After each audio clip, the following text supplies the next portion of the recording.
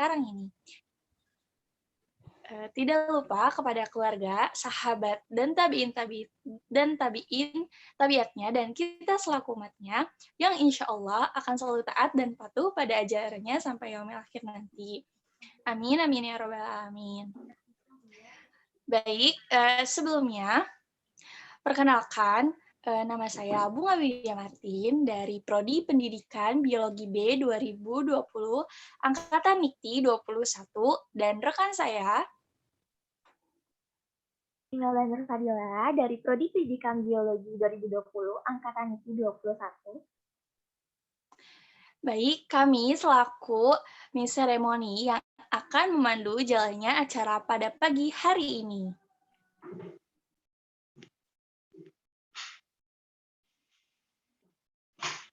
Ya, benar banget Yunge. Tapi sebelum kita mulai acara kita pada pagi hari ini, untuk menambah keberkahannya, marilah kita buka dengan membaca ta'awuz. Basmalah, bismillahirrahmanirrahim, dan sholawat. Allahumma sholli ala sayyidina Muhammad wa ala ali sayyidina Muhammad. Oke, biar pada nggak penasaran, mungkin boleh di-spill nih, kira-kira sunan acara kita pada pagi hari ini ada apa aja?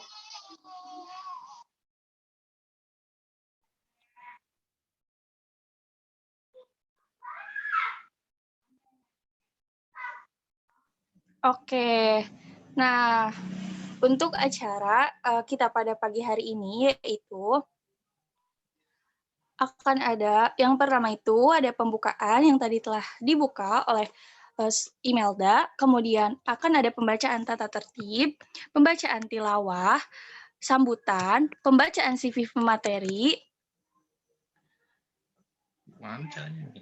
penyampaian materi, sesi tanya jawab, pemberian sertifikat kepada pemateri, dan ada tambahan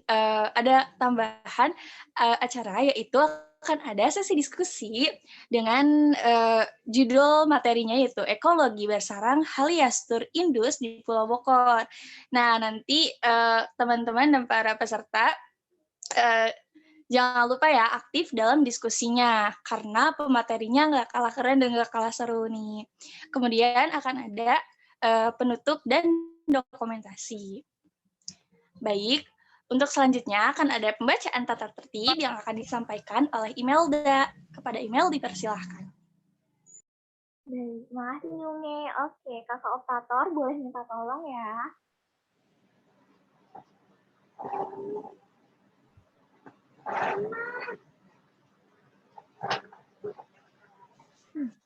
Baik, tata tertib pelatihan metode pengamatan satwa liar alur 2, Chiroptera. Yang pertama, peserta wajib mematikan mikrofon selama acara berlangsung. Kedua, peserta dapat mengaktifkan mikrofon jika diperkenankan oleh MC. Ketiga, peserta wajib mengaktifkan fitur kamera selama kegiatan berlangsung, kecuali ada kendala jaringan atau kuota. Kemudian, peserta wajib mengganti display name-nya menjadi angkatan Nikti _nama. Misalnya, 21 _ Inul dan Nurfadila. Pada saat sesi tanya jawab, peserta dipersilahkan untuk raise hand dan mengaktifkan mikrofon jika telah dipersilahkan oleh MC. Kemudian, peserta mengikuti seluruh rangkaian kegiatan dengan baik. Peserta wajib mengisi presensi yang telah dibagikan oleh panitia. Kemudian, peserta tidak boleh membuat kegaduhan selama acara berlangsung. Ya, terima kasih Kakak Operator. Jadi diharapkan kepada seluruh partisipan untuk mengikuti dan melaksanakan tata tertib yang telah dibuat. Terima kasih. Baik, Imel, terima kasih. Jangan lupa ya untuk Marinem nama di Zoom-nya. Baik, kami ucapkan selamat datang kepada Bapak Agung selaku pembina. Oke, untuk acara selanjutnya yaitu akan ada pembacaan tilawah oleh perwakilan panitia, yaitu kepada Kak Fatul. Apakah Kak Fatul sudah berada di room Zoom?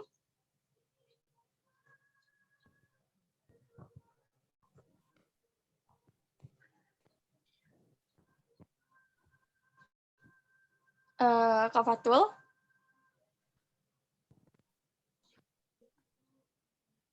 Masuk ya. Baik, baik kepada Kak Patul, kami persilahkan. Sudah masuk suara saya? Masuk Kak, masuk. Oh, masuk. Ya, oke, baik. Assalamualaikum warahmatullahi wabarakatuh. A'udzubillahi minasyaitonirrajim. Bismillahirrahmanirrahim. Alif lam mim. Zalikal kitabu la raiba fihi hudal lil muttaqin allazina yu'minuna bil ghaibi wa yuqimuna sholata wa mimma razaqnahum yunfiqun wallazina yu'minuna bima unzila ilaika wa ma unzila min qablik wa bil akhirati hum yuqinun ulaika ala hudam mir rabbihim wa ulaika humul muflihun. Sadaqallahul azim. Waalaikumsalam warahmatullahi wabarakatuh. Waalaikumsalam warahmatullahi wabarakatuh. Baik, terima kasih kepada Kak Fatul yang telah membacakan tilawahnya. Semoga yang membaca dan yang mendengarkan diberikan keberkahan oleh Allah Subhanahu wa Ta'ala.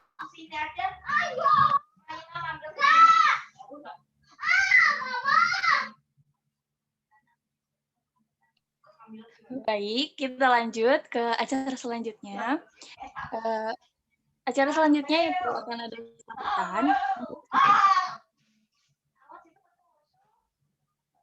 Baik, untuk sambutan yang pertama akan disampaikan oleh Bapak Agung Sedayu MSc. Apakah Bapak Agung sudah ada di room Zoom? Ya, bisa mendengar?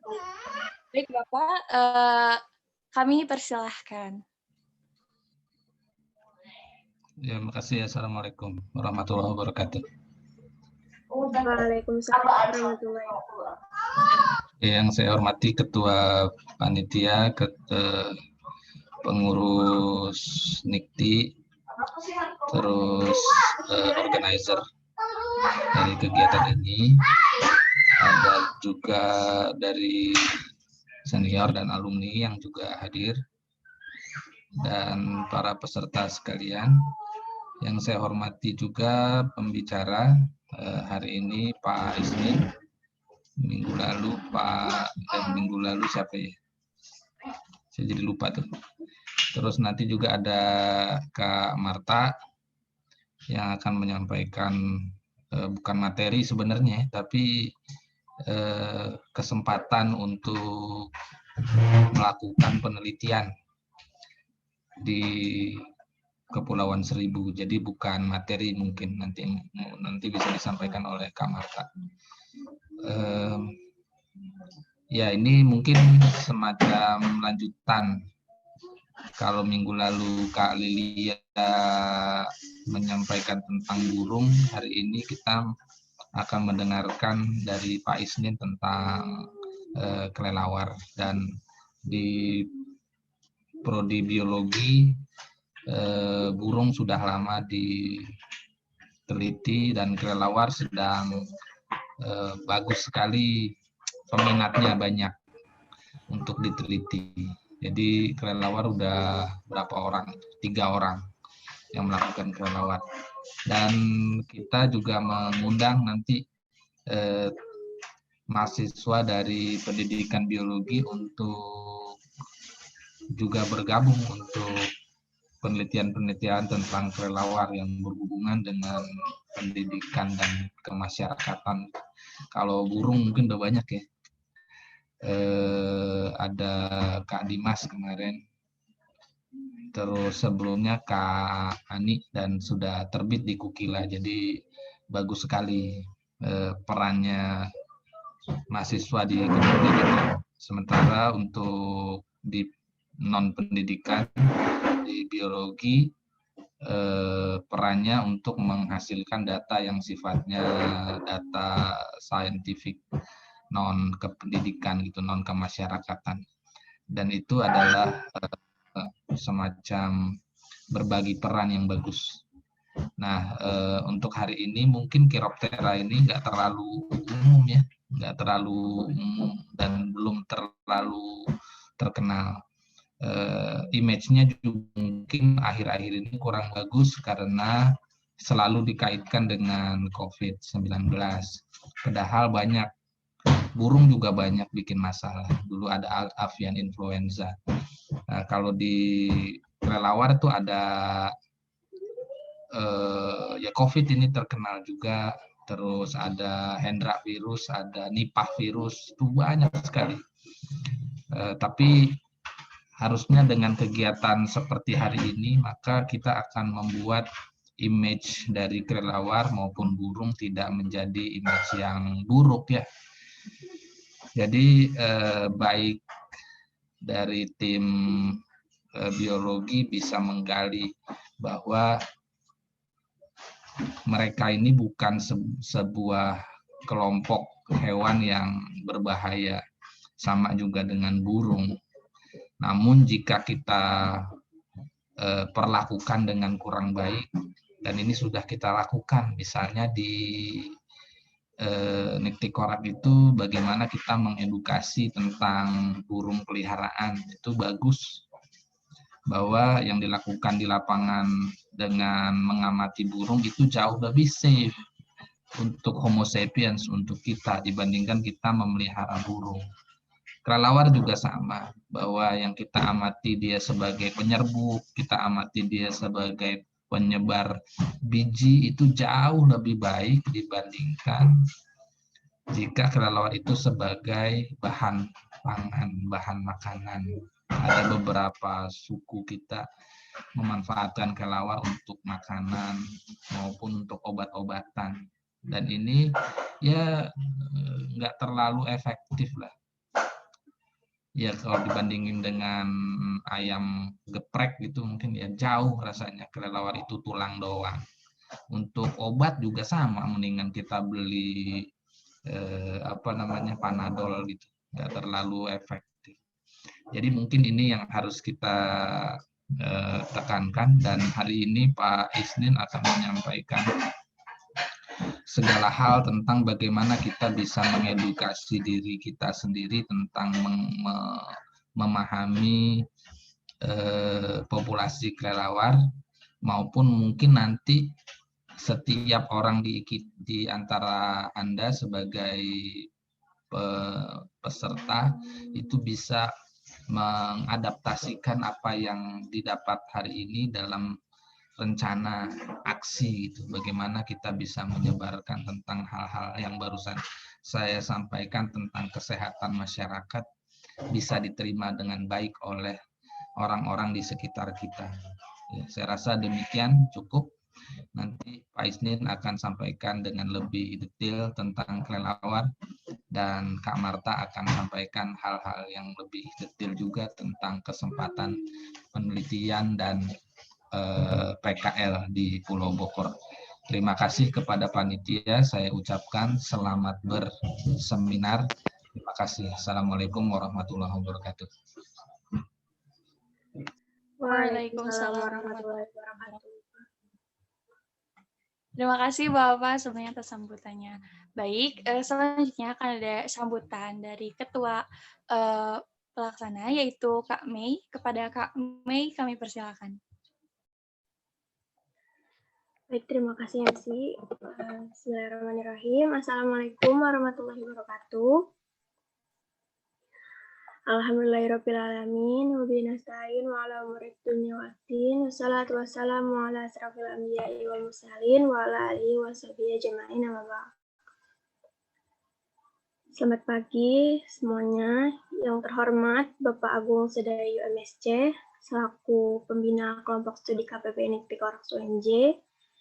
Yang saya hormati Pak Muhammad Isnin Nur MSI selaku pemateri pada webinar pelatihan pada hari ini. Yang saya hormati Kak Muhammad Adlan Siddiq selaku Ketua KPP Niktikorak UNJ, serta kakak-kakak, teman-teman panitia dan para peserta yang saya banggakan. Izinkan saya memperkenalkan diri. Nama saya Meilindah Putri Pamili, selaku Ketua Pelaksana Webinar Pelatihan Metode Pengamatan Satwa Liar.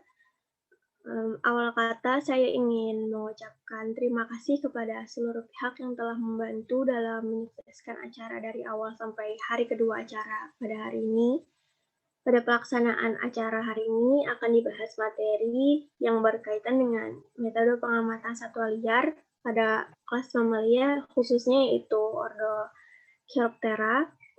Saya berharap ilmu yang akan pemateri berikan dapat dipahami dan diterapkan dalam kehidupan sehari-hari, khususnya dalam bidang konservasi. Saya mewakili panitia juga mohon maaf apabila dalam penyelenggaraan acara selama ini masih terdapat banyak kekurangan.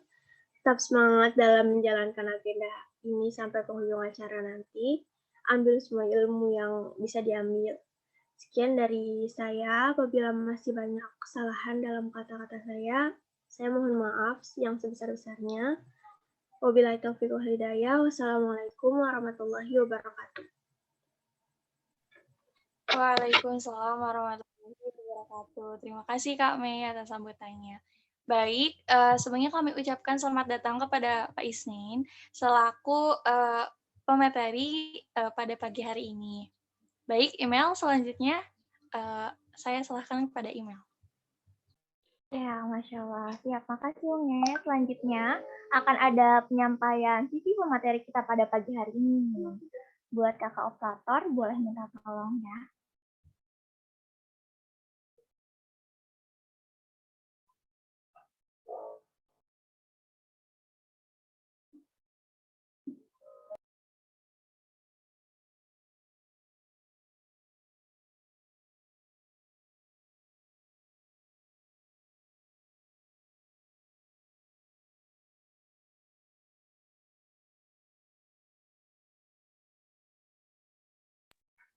Ya, baik.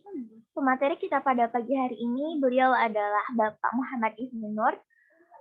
Tempat tanggal lahir di Jakarta 31 Maret pada tahun 1984. Ya, di sini alamatnya Jalan Kebagusan Besar 2, RT 3 RW 6, nomor 19, Kelurahan Kebagusan, Kecamatan Pasar Minggu, Jakarta Selatan. Boleh di-scroll.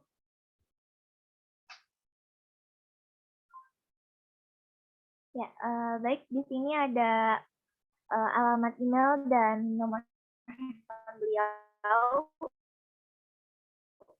ada partisipan yang ingin menghubungi dan melakukan komunikasi dengan beliau.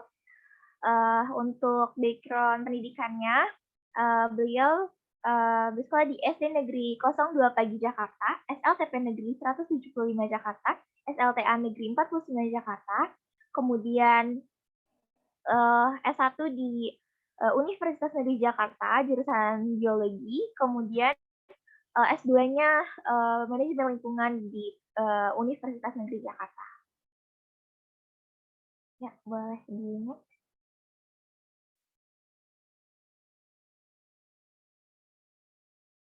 Ya, untuk pendidikan non formalnya mengikuti kursus Inggris di LBPP, Lembaga Bahasa dan Pendidikan Profesional LIA, elementary level pada tahun 2005 dan intermediate level pada tahun 2006.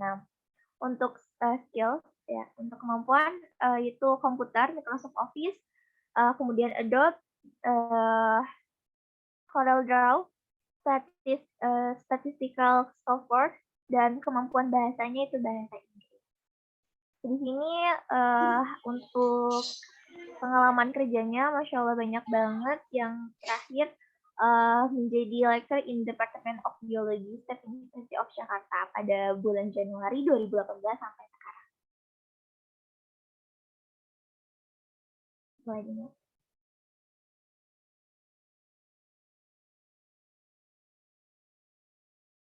Ya, beliau di seminar dan training bisa dilihat secara bersama.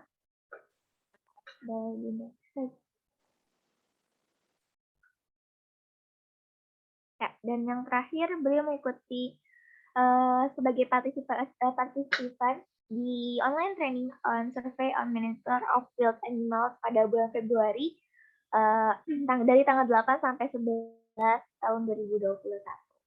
Publikasinya Masya Allah ini udah banyak banget, bisa kita lihat secara bersama. Ya, boleh di next dulu.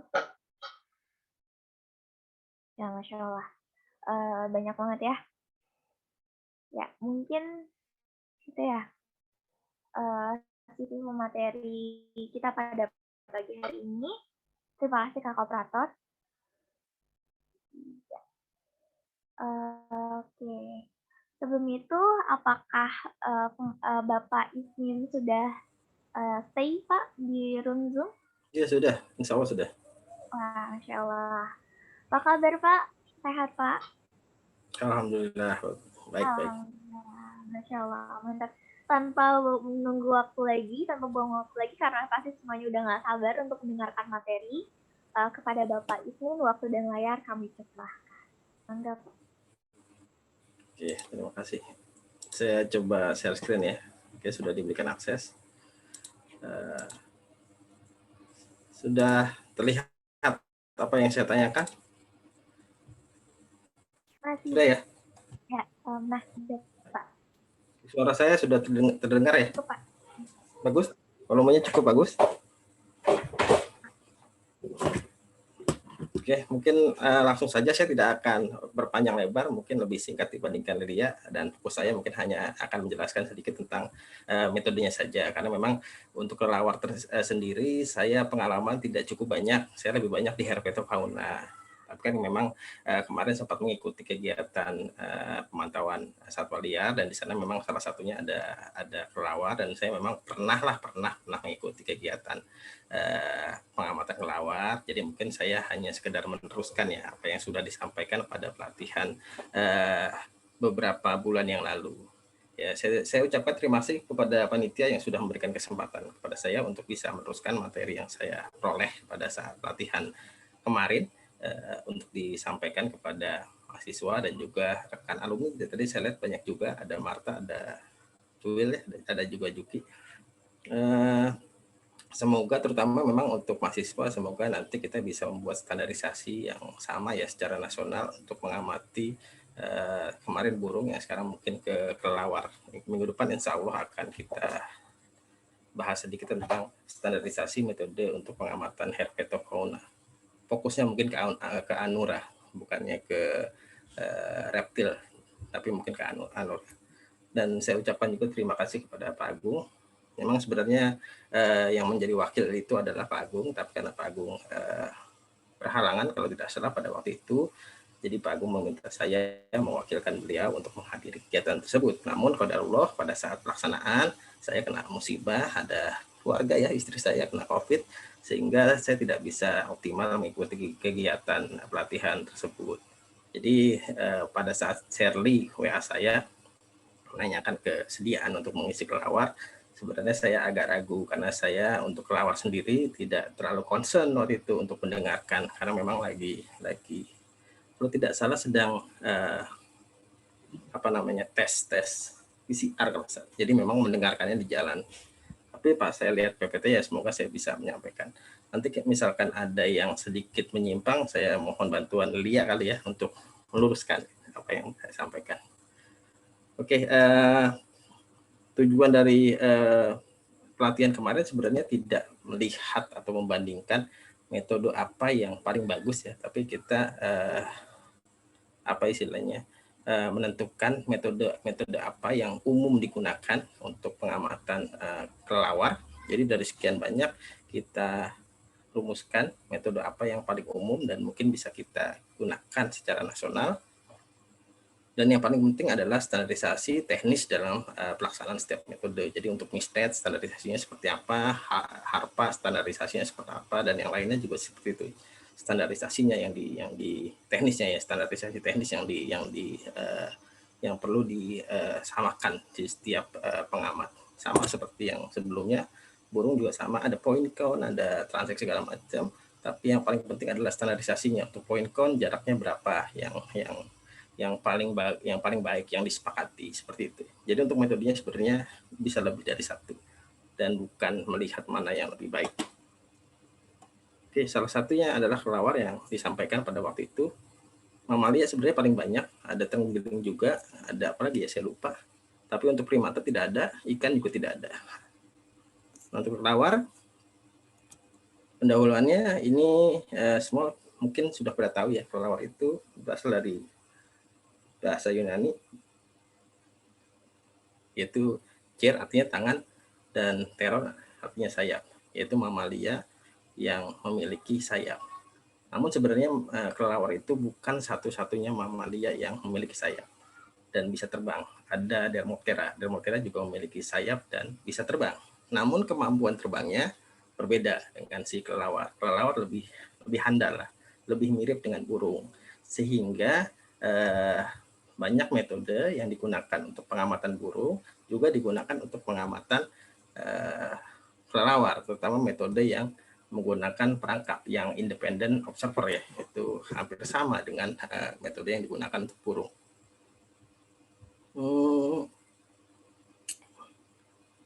Nah, oleh karena itu juga yang menariknya karena memang metodenya banyak yang mirip dengan burung, itu kalau di luar negeri, di Inggris kalau tidak salah, sampai untuk penyedia misnetnya itu yang mengeluarkan adalah departemen atau lembaga, saya lupa, lembaga yang memang bergerak di bidang ornitologi, bukannya mamalogi gitu. Karena memang metodenya hampir mirip dengan metode yang dalam pengamatan burung.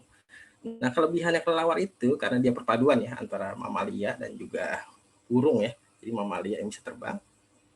Secara kelompok dia masuk dalam mamalia, tapi secara kemampuan lebih mendekati burung. Jadi ada kelebihan-kelebihan yang istilahnya kekurangan yang terdapat di mamalia bisa dimiliki oleh kelelawar. Begitu pula kekurangan yang dimiliki oleh burung itu juga bisa dimiliki oleh kelelawar, terutama dalam konteks penyebaran biji dan konteks untuk mencari makan yang berpindah dari satu fragmen ke fragmen lain. Sehingga kalau kita lihat di perkotaan itu ya kelelawar cukup survive ya banyak karena memang dia mamalia yang bisa pindah dari satu fragmen ke fragmen yang lain. Nanti kita akan diskusikan secara lebih detail apa sih perbedaan antara mamalia dengan kelelawar ya, mamalia lain dengan kelelawar, dan potensinya apa sih yang menyebabkan kelelawar itu memiliki fungsi yang sangat bagus secara ekologis gitu ya. Nah, ini ada klasifikasi, ini klasifikasi yang terbaru. Mungkin Anda semua sudah familiar ya, ada istilah pengelompokan kelelawar yang dibagi menjadi mikro dan mega ya, itu sebelumnya. Sekarang sudah berubah karena ada satu family yang ternyata kekerabatannya lebih dekat dengan Pteropodidae dengan si mega, sehingga dipindahkan dari mikro masuk ke dalam mega, sehingga namanya berubah. Jadi yang tadi pindah itu bergabung dengan Pteropodidae, kelelawar pemakan buah, jadi satu kelompok yang dinamakan yin, Pterochiroptera. Yang sisanya sebagian besar memang kelelawar pemakan serangga, itu tetap masuk dalam satu kelompok yang akhirnya nama barunya muncul, yaitu Yangochiroptera. Bentar, tertutup ini panel. Oke. Di dunia ini cukup banyak ya kelelawar, ada sekitar 21 suku dan sekitar 20% dari jumlah mamalia itu adalah kelelawar, jadi cukup banyak sekali. Dan itu pun tercermin di Indonesia yang cukup melimpah juga, ada 10 suku, 81 pemakan buah dan 158 pemakan serangga. Memang lebih banyak pemakan serangga dibandingkan pemakan buah.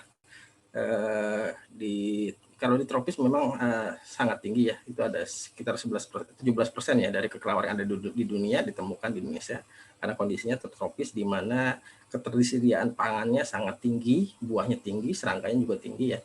Kalau di tempat lain, di ekosistem lain seperti savana, terus kemudian gurun, itu mungkin serangga dan buahnya sedikit sehingga kelelawar jarang ditemukan di sana. Tapi di tropis sangat tinggi sekali kan keragamannya. Nah, ada beberapa jenis yang dilindungi, sebagian besar adalah kalong. Memang kalong ini menjadi masalah ya, karena memang dia ukurannya sangat besar. Ada yang pernah lihat kalong? Di Pulau Rambut itu banyak sekali, ukurannya memang besar, jadi karena ukurannya besar lebih mudah dilihat oleh manusia dan memang paling sering diburu dibandingkan kelelawar jenis lainnya gitu ya, sehingga jumlahnya semakin menurun. Selain itu juga memang jenis kalong itu banyak yang merupakan jenis endemik, sehingga seandainya habitat aslinya diganggu, mereka tidak punya tempat lain gitu. Mau tidak mau mereka harus mengalami penurunan populasi, sehingga memang sangat-sangat rentan terhadap kepunahan gitu dan gangguannya. Ada beberapa yang masuk dalam appendix 2 dalam CITES, dan ini juga sama, sebagian besar adalah keluarga kalong-kalongan, Pteropus, dan beberapa jenis memang sedang diajukan untuk masuk dalam kuota pemanfaatan, jadi harus dibatasi. Kita tahu ya, terutama di daerah Sulawesi itu kalong itu memang digunakan sebagai salah satu pakan manusia yang banyak dijual di pasar tradisional. Jadi ini semoga adanya policy untuk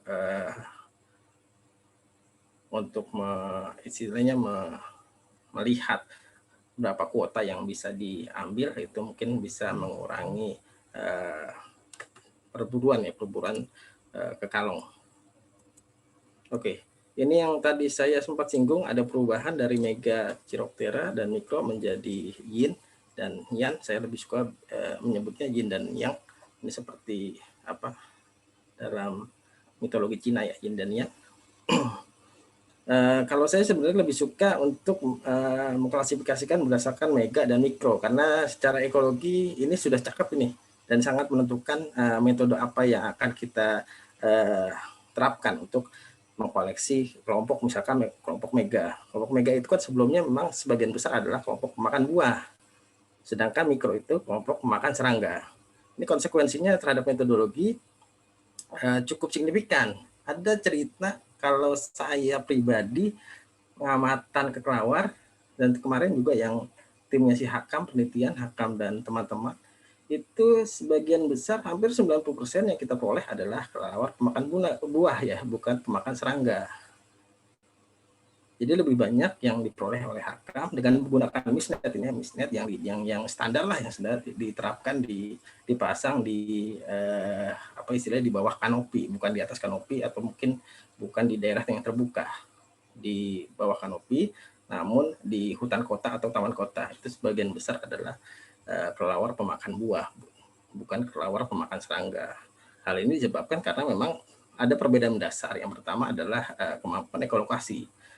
Semua kelelawar pemakan buah itu memiliki kemampuan ekolokasi yang sangat-sangat buruk, sedangkan pemakan serangga sangat tinggi, sehingga lebih mudah untuk menghindari misnet dibandingkan si pemakan buah. Ini ada satu penelitian. Sebenarnya sebelumnya bahkan kelelawar pemakan buah itu dianggap tidak memiliki kemampuan untuk ekolokasi. Namun ada beberapa penelitian terbaru mengungkap sebenarnya ada, tapi sangat buruk. Jadi di situ dia melakukan beberapa rangkaian uji coba ya. Yang pertama meletakkan kelelawar di dua kondisi lingkungan yang beda cahaya, yang satu gelap, yang satu terang.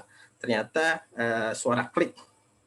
Sering dengar ya, kalau misalkan kita malam-malam itu ada kelelawar lewat, bunyinya seperti bunyi tikus, cit-cit gitu ya. Itu disebut suara klik. Ternyata di kondisi yang gelap, suara kliknya itu lebih tinggi dibandingkan yang berada di kondisi yang terang. Sehingga membuktikan bahwa si kelelawar pemakan buah juga memiliki ekolokasi. Namun seberapa kuat ekolokasinya itu diuji kembali, diuji dengan menggunakan jaring. Nah, dengan menggunakan jaring, ternyata kelelawar pemakan buah itu sangat buruk ekolokasinya. Jadi meskipun memiliki ekolokasi, dia tidak bisa mendeteksi dengan bagus benda apa yang di depannya, terutama jika benda itu kecil ya. Kalau besar seperti tembok masih bisa, tapi kalau misalnya sangat kecil itu tidak bisa. Jadi dari percobaan itu, dari 10 kali percobaan, 10-10-nya nabrak jaring. Jadi inilah yang menyebabkan pemakan buah lebih sering tertangkap di misnet oleh oleh saya yang pernah melakukan, dan oleh Hakam dan lainnya gitu ya.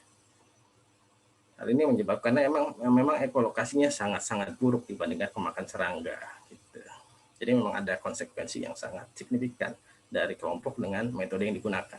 Ukuran biasanya Microchiroptera ukurannya kecil, sehingga memang lebih bagus untuk menggunakan harpa dibandingkan misnet. Aktivitas terbang juga sama. Kalau untuk Chiroptera, pemakan serangga lebih suka ditemukan di atas kanopi atau mungkin di atas permukaan air. Jadi kalau misalkan ada yang sering jalan-jalan ke BKT itu ya, itu kan sering lihat tuh kalau sore-sore selain sweep, ada juga si kelelawar ya yang sering terbang rendah gitu di atas permukaan air untuk mencari serangga.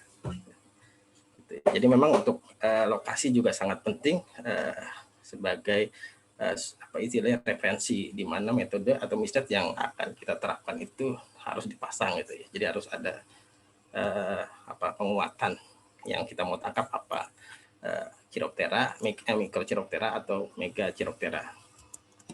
Oke. Kelelawar, manusia dan ekosistem. Apa sih kaitan antara kelelawar, manusia dan ekosistem?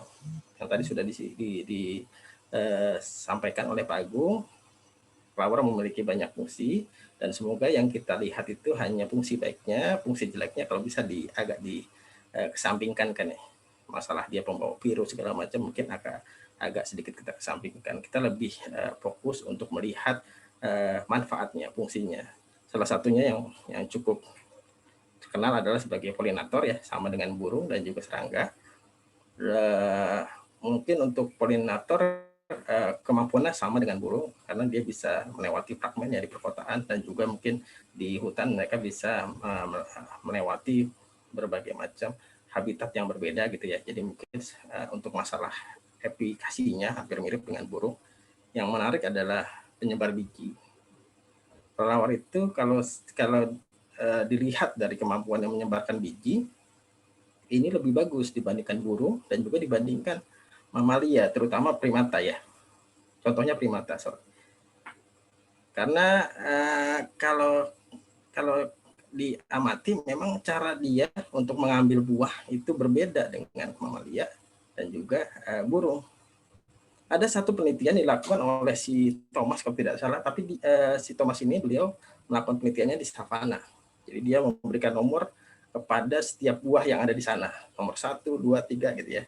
Dia ingin melihat kira-kira buah itu hilangnya lebih banyak di siang hari atau di malam hari. Ternyata hasilnya yang paling banyak hilangnya di malam hari dan jumlah hilangnya itu hampir 75%. Kira-kira siapa itu pelakunya? Tergantung ya. Kalau di rumah mungkin pelakunya adalah anak tetangga kali ya yang ambil buahnya. Tapi kalau misalkan di hutan, kemungkinan besar pelakunya adalah si kelelawar. Kenapa dia bagus dalam apa istilahnya mengambil biji?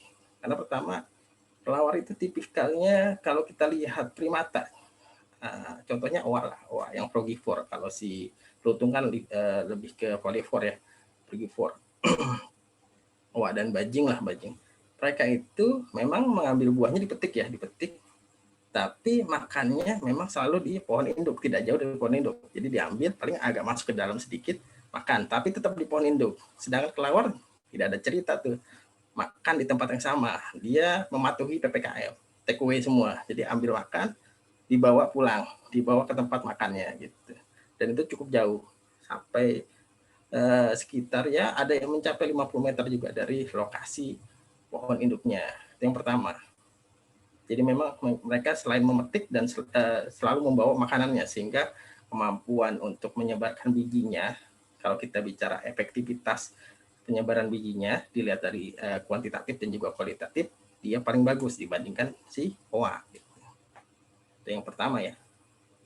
Yang kedua memang dia memakannya tidak pernah ada cerita hanya di apa istilahnya, kalau di burung itu hanya dipatuk. Kan kalau burung itu ada 3 kategori ya, makan ditelan, yang satu lagi ditumbuk, satu lagi dipatuk. Nah kelelawar sebagian besar memang ditelan dan dipetik, tidak pernah hanya dipatuk. Jadi tidak pernah buahnya itu tetap ada di pohon induk, dia selalu memetik dibawa pergi gitu. Jadi kemampuan untuk penyebarannya semakin tinggi gitu. Itu hebatnya kelelawar. Dan yang saya amati di depan rumah menggunakan, saya kemarin membeli CCTV yang cukup bagus, yang IP CCTV, resolusinya bagus. Saya iseng, saya pasang depan rumah untuk mengamati buah kelengkeng itu ya yang ada di depan rumah, siapa kira-kira pemakannya. Nah pada saat saya amati Kalau untuk burung memang kekuatan ototnya tidak terlalu bagus ya. Jadi kalau dia makan buah itu untuk menariknya, memetiknya agak susah. Sedangkan kelelawar kemampuan ototnya bagus. Jadi semua buah yang dia hampir itu dengan mudah dia bisa untuk apa bahasanya, untuk dipetik.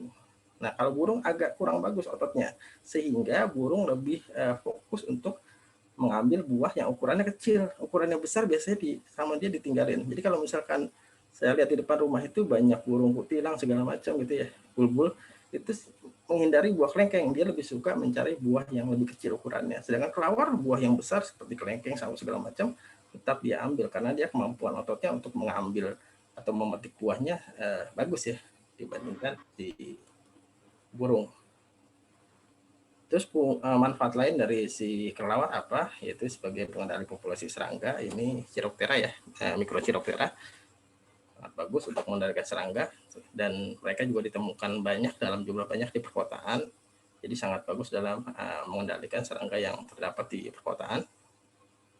Ini yang sudah disampaikan ada dampak negatifnya, yaitu sebagai hama atau vektor penyakit.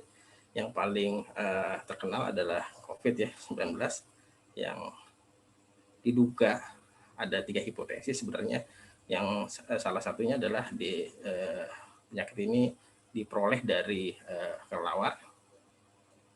Nah ini sempat menjadi ramai ya, karena kelelawar jadinya disalah-salahkan sehingga sering banyak orang-orang yang akhirnya mengendalikan populasi kelelawar sehingga terjadi penurunan populasi yang cukup signifikan. Bioindikator juga bagus sebagai fungsi dari kelelawar. Ada juga penghasil guano yang memang akan difungsikan kepada menjadi produk lain ya, produk yang bermanfaat lainnya. Objek ekoturisme ini terjadi di beberapa lokasi seperti di Pangandaran. Yang sudah ke Pangandaran pasti ya lumayan tertarik dengan keberadaan kelelawar di beberapa gua. Ada juga kemarin di Gua Jepang yang ada di Merapi, itu juga menjadi objek ekoturisme yang bagus ya. Dan juga yang sama nih sebenarnya dengan yang hama nih, reservoir penyakit, ini juga masalah dampak negatif yang ditimbulkan oleh kelelawar. Tapi kalau berdasarkan penelitian ektoparasit yang dilakukan oleh Miss Rina, sebenarnya dari ektoparasit ya, saya tidak tahu endoparasitnya seperti apa. Dari ektoparasitnya dia relatif lebih sedikit. Jadi kita bisa menyimpulkan kelelawar yang ada di Indonesia itu sehat-sehat. Jadi hanya satu, sebagian besar monosenus ya, hanya memiliki satu parasit, dan investasinya juga investasinya itu sangat-sangat rendah, tidak terlalu tinggi. Nah kalau misalkan ektoparasit itu bisa mencerminkan endoparasit, maka saya simpulkan kemungkinan besar parasit virus yang ada di dalam kelelawar juga harusnya rendah. Tapi ya ini perlu kajian lebih lanjut ya, perlu ada elaborasi yang lebih lanjut lagi.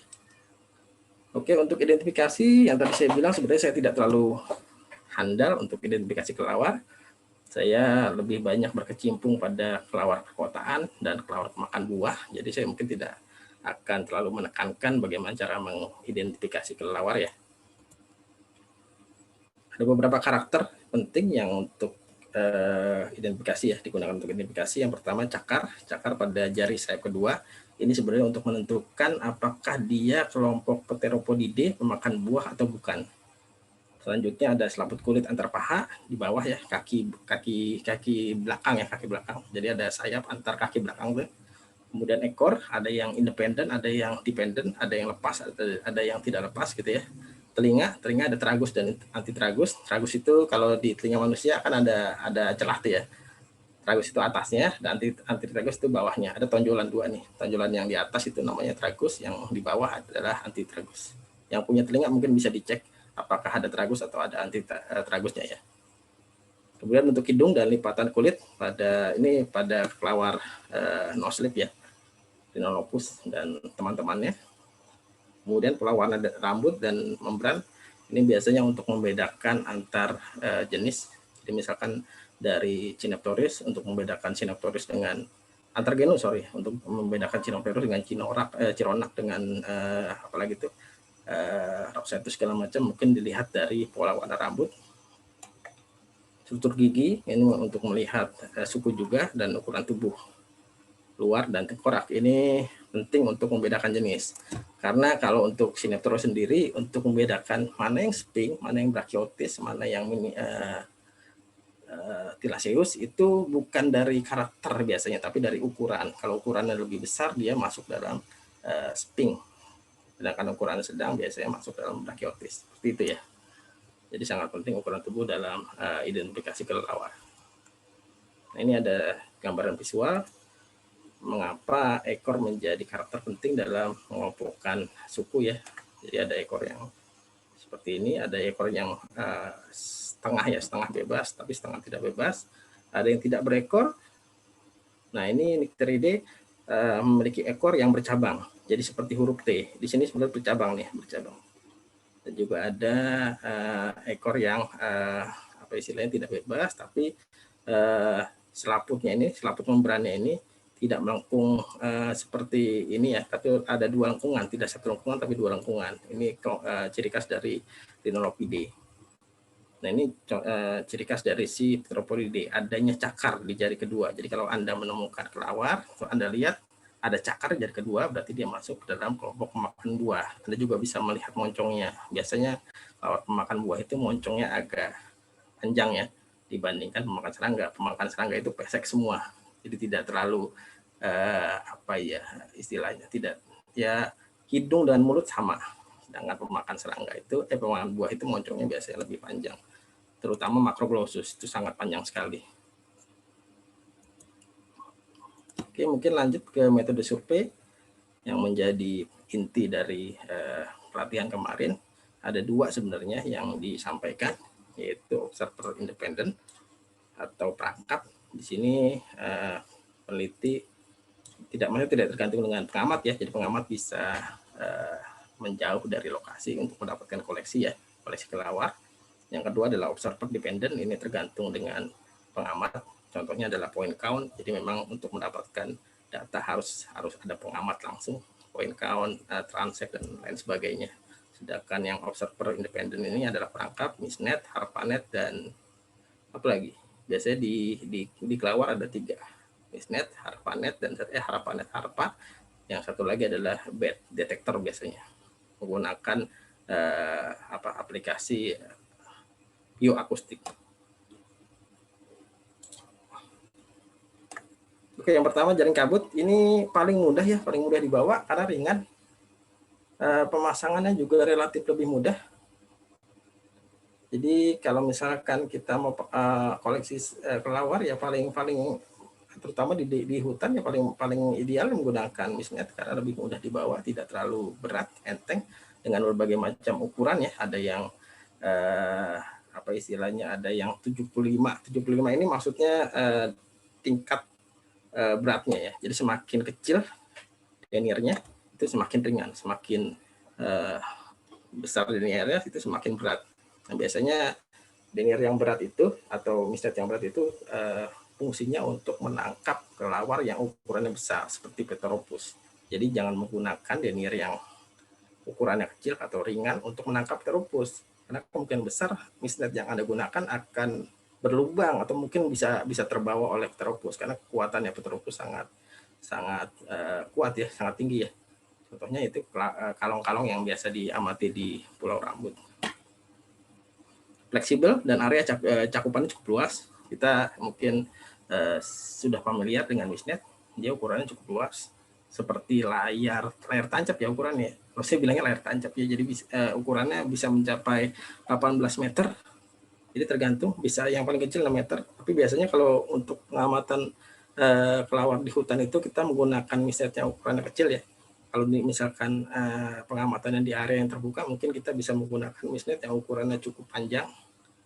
Kalau kita menggunakan misnet berukuran panjang di hutan yang kanopinya lebat, ini agak menyulitkan, sehingga kita lebih cenderung menggunakan misnet yang berukuran kecil. Yang jelas ini lebih luas, meskipun sekecil-kecilnya misnet, ini masih lebih luas cakupannya dibandingkan harpa. Nanti kita lihat harpa itu luas cakupannya seperti apa. Ini yang tadi saya jelaskan kurang efektif untuk menangkap kelelawar pemakan serangga. Jadi memang lebih difokuskan untuk mengkoleksi kelelawar pemakan buah. Nah, yang terakhir yang sangat menarik yaitu surveyor harus memiliki kemampuan ekstraksi. Karena kita paham misnet itu sebenarnya adalah suatu metode yang tidak terlalu aman ya, tidak terlalu apa istilahnya ramah ya, karena metode ini menyakiti kelelawar. Kalau di luar negeri itu, di Inggris kalau tidak salah, itu ada standarisasinya. Jadi ada peran etik di sana. Jadi tidak bisa sembarangan orang menggunakan misnet. Di sana itu untuk pembelian saja harus ada istilahnya sertifikat dari ahli yang menyatakan bahwa pembeli ini memang handal dalam menggunakan misnet, baru produk itu bisa diberikan kepada pembeli. Nah, penggunaannya juga itu harus dilakukan oleh orang yang bersertifikasi. Maksudnya dia mampu dan handal dalam mengkoleksi serangga kelelawar menggunakan misnet. Nah, mungkin ini menjadi suatu hal yang cukup penting ya, terutama untuk nikti, karena memang misnet itu selain digunakan oleh kelelawar juga digunakan untuk burung ya. Kemarin kalau tidak salah Karin itu menggunakan misnet. Nah, mungkin harus ada pelatihan yang rutin yang tujuannya memang menciptakan orang-orang yang memang handal dan bisa ya mungkin layak untuk memberikan rekomendasi bahwa misalkan ada mahasiswa lain atau mungkin dari orang dari luar yang ingin pengamatan burung atau kelelawar menggunakan misnet, tapi dia perlu ada pernyataan bahwa mereka itu layak atau handal menggunakan misnet, itu mungkin harus ada satu orang di nikti mungkin yang bisa memberikan rekomendasi yang dianggap handal dan bisa memberikan rekomendasi yang bagus kepada siapapun yang ingin melakukan pengamatan kelelawar atau burung menggunakan misnet. Tadi sekilas tentang misnetnya. Untuk lokasi pemasangannya baiknya di mana? Itu biasanya di sungai. Dan fokusnya memang kalau di sungai yang tadi saya sudah singgung untuk mengkoleksi kelelawar pemakan serangga. Nah, ini contoh gambarnya, terlihat ya gambarnya ya. Nah, ini memang di atas sungai untuk pemasangannya. Cuma yang harus Anda perhatikan adalah Letakannya memang kalau bisa sedekat mungkin dengan permukaan itu bagus ya, karena memang kelelawar pemakan serangga itu terbangnya lalu langit tidak jauh dari permukaan air. Namun kita harus memperhatikan karena biasanya kalau kelelawar itu kan kalau sudah tertangkap, apalagi di daerah yang paling bawah itu kan akan menggelantung terus akan ada apa istilahnya bukit turun ke bawah gitu ya. Nah, untuk mencegah agar kelelawar tidak tenggelam dalam air, kita harus memberikan jarak yang cukup. Jadi dari permukaan air ke batas paling bawah dari misnet itu harus ada jarak yang cukup. Jadi misalkan kita mendapatkan kelelawar yang di bagian paling bawah, itu diusahakan agar kelelawar tidak tenggelam ya. Kalau tenggelam, jadi bisa mati, ini bahaya. Kalau standarisasi tidak nanti ketika Anda publikasi itu biasanya terpisah. Karena publikasi saat ini mintanya harus lolos etik. Jadi memang agak ribet ini untuk menggunakan misnet. Yang kedua, lokasi pemasangan yang bagus yaitu di jalur hutan ya. Jadi jangan di tengah-tengah hutan di mana kanopinya sangat lebat. Kalau bisa ada di peletakannya di jalur hutan. Jalur kan biasanya kalau jalur hutan itu memang digunakan oleh kelelawar, terutama kelelawar pemakan buah sebagai daerah untuk lalu lalang ya, untuk pindah-pindah mencari makanan sebelum dia bergeser ke vegetasi atau pohon yang memang banyak mengandung buah. Jadi pemasangan di jalur sangat-sangat efisien ya, efektif untuk menangkap kelelawar. Ini juga sama untuk sebisa mungkin untuk jarak dari bagian bawah misnet ke permukaan tanah itu cukup jauh ya. Karena kalau di jalur itu biasanya musuhnya kita adalah predator. Dulu pernah ada cerita kita pasangnya di daerah perkotaan juga kalau tidak salah.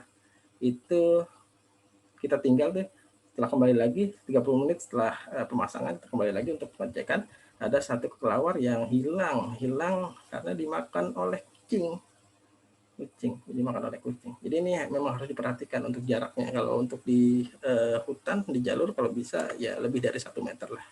Karena untuk kelelawar pemakan buah memang dia tidak terlalu rendah ya terbangnya, dia cukup tinggi ya. Pokoknya di sekitaran di tengah-tengah lah, di tengah-tengah vegetasi itu. Kalau kita ukur dari permukaan tanah sampai kanopi, dia biasanya bermainnya di tengah-tengah, di area tengah, bukan di area bawah, bukan di area yang paling tinggi. Jadi kalau untuk di jalur agak tinggi sedikit tidak masalah. Kanopi yang terbuka juga bagus. Ini terutama untuk kelelawar pemakan serangga.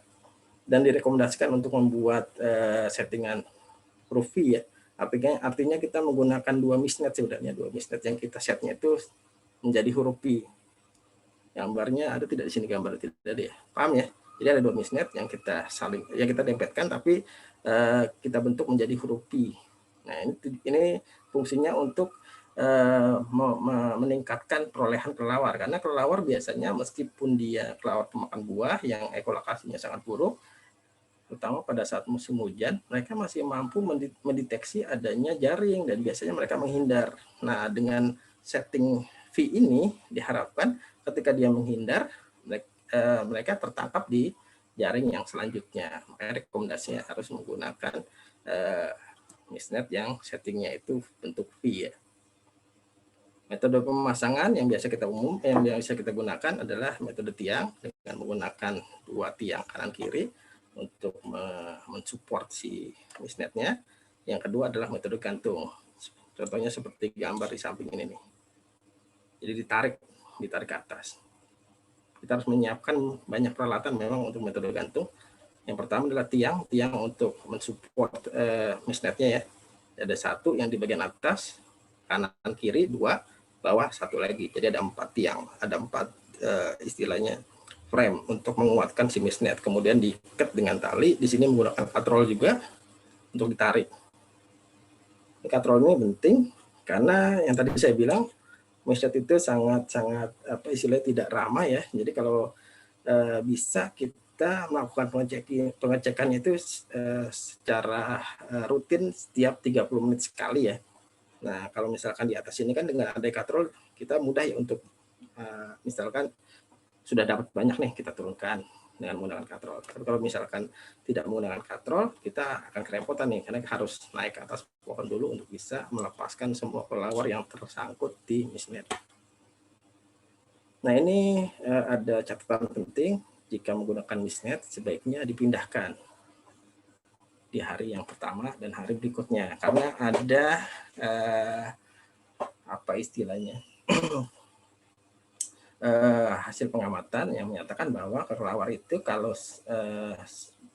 misnet di tempat dipasang di satu tempat itu kemungkinan besar di hari berikutnya jumlah yang diperoleh akan lebih sedikit karena kelelawar sudah bisa menghafal bahwa di situ ada jebakan sehingga dia cenderung untuk menghindari. Oleh karena itu untuk metode menggunakan misnet kalau bisa hari pertama dan hari kedua itu lokasi pemasangannya berbeda. Jadi jangan menggunakan lokasi yang sama untuk menangkap kelelawar atau mungkin burungnya.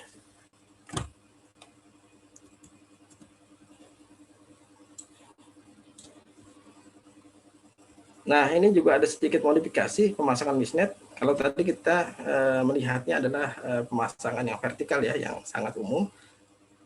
Ada juga pemasangan yang diterapkannya dengan bentuk horizontal seperti ini nih.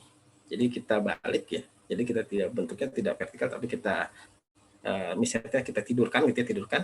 Ini sangat efektif untuk menangkap pemakan serangga, karena biasanya pemakan serangga itu terbangnya lebih random dibandingkan pemakan buah. Kalau pemakan buah kan biasanya muter aja tuh ya, tawaf aja dia tawaf tuh sampai berapa kali tuh tawaf di situ. Nah, kalau si pemakan serangga itu biasanya lebih random. Kadang-kadang dia tiba-tiba naik ke atas, muncul naik ke atas dengan sangat-sangat apa istilahnya langsung drastis gitu ya. Atau juga bisa jadi dari atas langsung turun ke bawah. Sehingga strategi seperti ini sangat efisien untuk menangkap kelelawar pemakan serangga.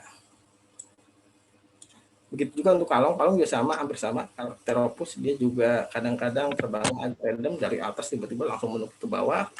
Kalau ceritanya Yudi yang di Kalimantan itu bagian bawah yang dapat dari bawah itu sebagian besar adalah kelelawar pemakan serangga. Tapi kalau dari atas sebagian besar yang diperoleh adalah kalong Pteropus. Jadi metode ini sangat bagus untuk menangkap serangga, pemakan serangga dan juga pemakan buah tapi terbatas pada jenis Pteropus ya. Nah, yang selanjutnya adalah harpa. Perangkat harpa ini lebih efektif untuk menangkap kelelawar pemakan serangga. Namun memang dia lebih apa istilahnya, lebih tidak portable ya, karena berat, karena dia banyak banyak besinya. Jadi kalau kita ke lapangan itu, ke hutan, ini agak merepotkan, terutama jika personilnya sangat sedikit. Jadi kalau bisa ya untuk pemasangan harpa personilnya harus cukup bagus ya, cukup banyak ya, sehingga tidak terlalu menyulitkan gitu. Kalau sedikit ya mungkin akan kewalahan.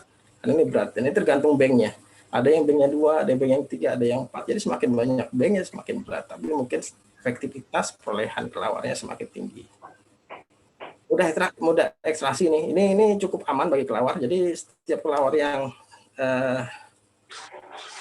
menabrak si netnya ini, menabrak jaringnya, dia tidak tersangkut tapi langsung jatuh ke kantung, sehingga kita lebih mudah untuk mengambil ya.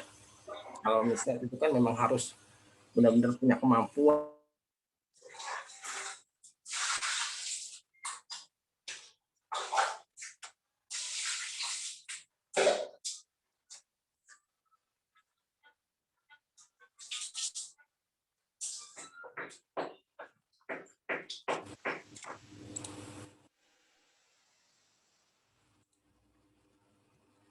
Oke, sepertinya tadi sempat itu ya, lost koneksi. Apakah saya masih terhubung dengan Zoom? Masih, Pak. Bisa saya lanjutkan ya? Koneksi saya bagus ya? Untuk suara aman ya? Putus-putus tidak? Tidak, Pak. Aman, Pak. Oke. Ya, ini harpa. Saya lanjutkan. Perangkat harpa. Saya sendiri memang belum pernah menggunakannya, jadi mungkin tidak bisa cerita banyak tentang harpa ini. Yang cukup jago untuk alumni kita ada Sepi, ada Yudi, Panda, mungkin mereka semua, beliau semua sudah pernah menggunakan harpa, jadi mungkin lebih pintar, lebih hebat, lebih handal untuk menjelaskan harpa ini. Yang jelas tadi jika dibandingkan dengan Misnet, memang ekstraksinya lebih mudah. Jadi kita tinggal mengambil saja kelawar yang ada di kantung tanpa harus pusing-pusing untuk melepaskan jaring-jaring yang seperti Misnet gitu ya. Jadi langsung diambil. Tapi untuk yang tadi saya bilang, cakupan areanya sangat kecil. Ini sangat kecil sekali. Beda dengan Misnet yang mungkin ukurannya bisa sampai 18 meter, itu cukup besar ya, sedangkan ini sangat kecil sekali. Jadi tergantung lokasi. Jadi jika lokasi pemasangannya memang benar-benar jalur lalu lalangnya kelawar, ya mungkin yang kita peroleh akan sangat banyak. Namun kalau misalkan random saja kita meletakkannya, ya kemungkinan besar itu bisa jadi kita memperoleh kelawarnya sedikit. Oleh karena itu biasanya harpa trap itu pemasangannya difokuskan di area sekitar tempat mereka bertengger, seperti gua, bukan di mulut guanya ya, tapi di sekitar gua. Tidak boleh di mulut gua, karena beberapa gua itu memiliki kelawar yang jumlahnya ribuan. Nah, kalau kita pasang di mulut gua itu justru membahayakan kelawar, apalagi misalnya saya pernah dengan Pandam itu di Kerawang memasang di mulut gua. Itu satu misnet dalam waktu hanya 30 menit kalau tidak salah, itu sampai lebih dari 30 kelawar, itu 30 individu kelawar. Nah, itu kan benar-benar untuk bisa melepaskan sesuatu ya. Jadi karena waktu yang lama, akhirnya ya mungkin banyak individu kelawar yang belakangan biasanya. Bapak mohon maaf, Pak. Ya. PPT-nya belum di-share, Pak. Oh, sorry. Saya share ulang berarti ya.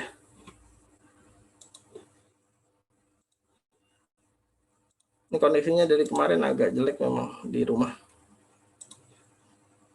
Kita lihat apa yang saya tanyakan. Udah ya? Sudah, Pak. Sudah terlihat. Ya. Saya lanjutkan. Jadi kurang efektif untuk pemasangan di mulut gua ya. Jadi kalau bisa agak jauh dari mulut gua. Nah, ini metode lain. Jika tadi kita sudah membahas tentang metode independen ya, observer, ini lebih ke dependent observer. Jadi memang harus ada pengamat langsung. Ini biasanya dilakukan di tempat bertengger, bisa gua, bisa juga rumah. Di Taman Mini kalau tidak salah ada satu rumah, entah rumah suku mana itu yang di atasnya di lotengnya banyak sekali pemakan serangga tuh, sampai ribuan. Kalau sore hari kadang-kadang saya sering lihat mereka terbang cukup banyak. Nah, ini bisa menggunakan hanet dan menggunakan jaring menangkap kelelawar di tempat mereka bertengger. Ini juga sama dengan hard trap ya, harpa trap, lebih mudah diekstraksi karena memang tidak pusing untuk memikirkan jaring-jaring yang membelit kelelawar, jadi bisa langsung ditangkap. Namun ada beberapa catatan dalam menggunakan jaring. Yang pertama, jangan kurangi sedikit gerakan ya, karena kelelawar sangat sensitif terhadap adanya gangguan. Kalau ada yang pernah ke gua itu, Anda berisik sedikit aja itu biasanya kelelawar langsung terbang dan akhirnya justru menyeramkan itu kan ya. Di mana saya pernah itu saya sempat bikin kebisingan itu, buat kebisingan, kelelawar langsung terbang dan memang menyeramkan. Ada beberapa yang hampir menyerang, maksudnya mengenai muka wajah saya gitu kan. Jadi memang harus hati-hati, harus pelan-pelan, jangan sampai mengganggu kelelawar yang ada di situ, terutama jika kelawarnya jumlahnya cukup banyak, sampai ribuan atau mungkin ratusan itu ya. Kalau puluhan ya mungkin tidak masalah.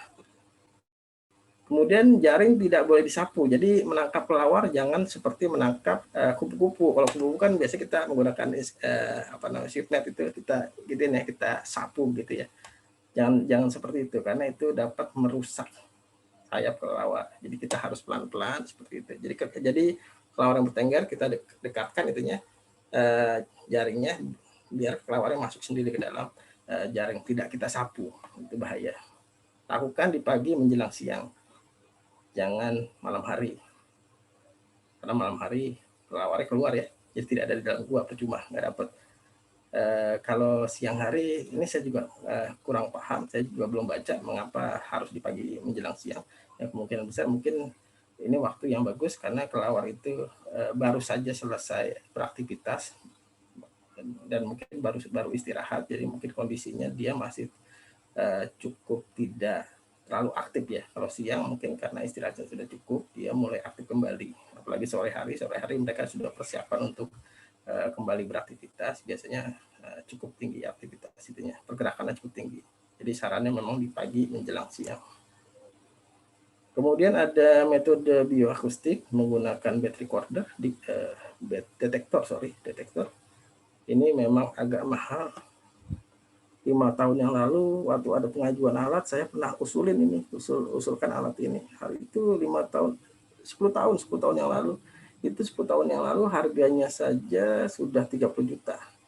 Kalau sekarang mungkin bisa di atas 50 juta satu item. Nah, ini memang juga terbatas pada kelelawar pemakan serangga karena yang mengeluarkan yang memiliki kemampuan ekolokasi hanya kelelawar pemakan serangga. Tidak efektif, tidak bisa untuk mengkoleksi kelelawar pemakan buah. Biasanya memang fungsinya untuk menangkap kelelawar yang sulit ditangkap, yang kritis, artinya yang tidak ditangkap dengan misnet, tidak tertangkap dengan harpa, dan juga mungkin dengan jaring tadi, handnet, itu bisa kita tangkap, kita deteksi ya, terutama untuk pendugaan present absen suatu jenis itu menggunakan bed detektor. Fleksibel dan area cakupannya cukup luas, jadi memang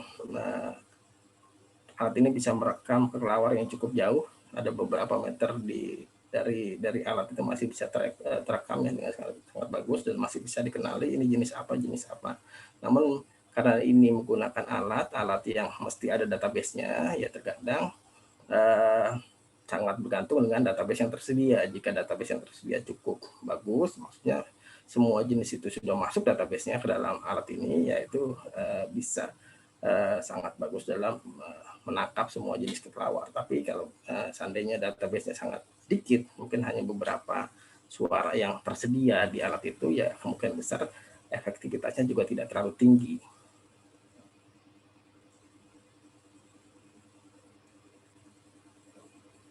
Selanjutnya adalah survei di situs bertengger.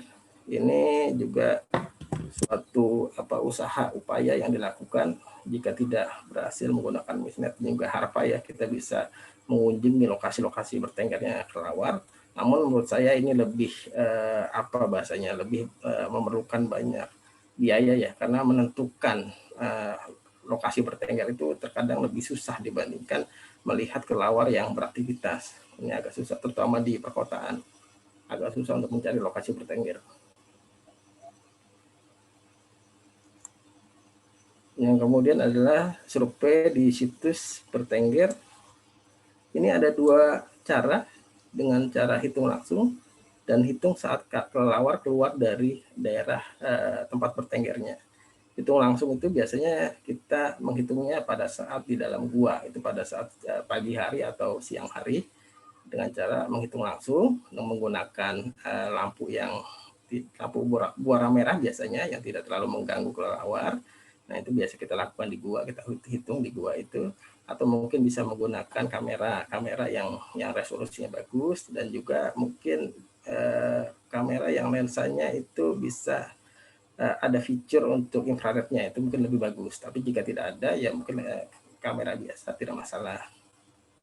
Nah, untuk luas area biasanya kita menggunakan apa ini istilahnya, panjang lebar si bahu kelelawar. Jadi nanti untuk total area ini kita menghitung, misalkan di sini panjang bahunya sekitar anggaplah 2 cm gitu ya, berarti total areanya tinggal kita hitung dari sini ke sini ada beberapa ya individu kelelawar, nanti tinggal dikalikan, berarti luas areanya misalkan ada 10, berarti 2 cm kali 10 berarti lebarnya adalah 20, panjangnya pun sama gitu. Tapi memang paling bagus menggunakan aplikasi seperti ImageJ. Jadi langsung untuk ImageJ, kalau kita sudah punya standarisasi, misalkan ini 2 meter, dia langsung akan otomatis bisa menghitung luas totalnya berapa.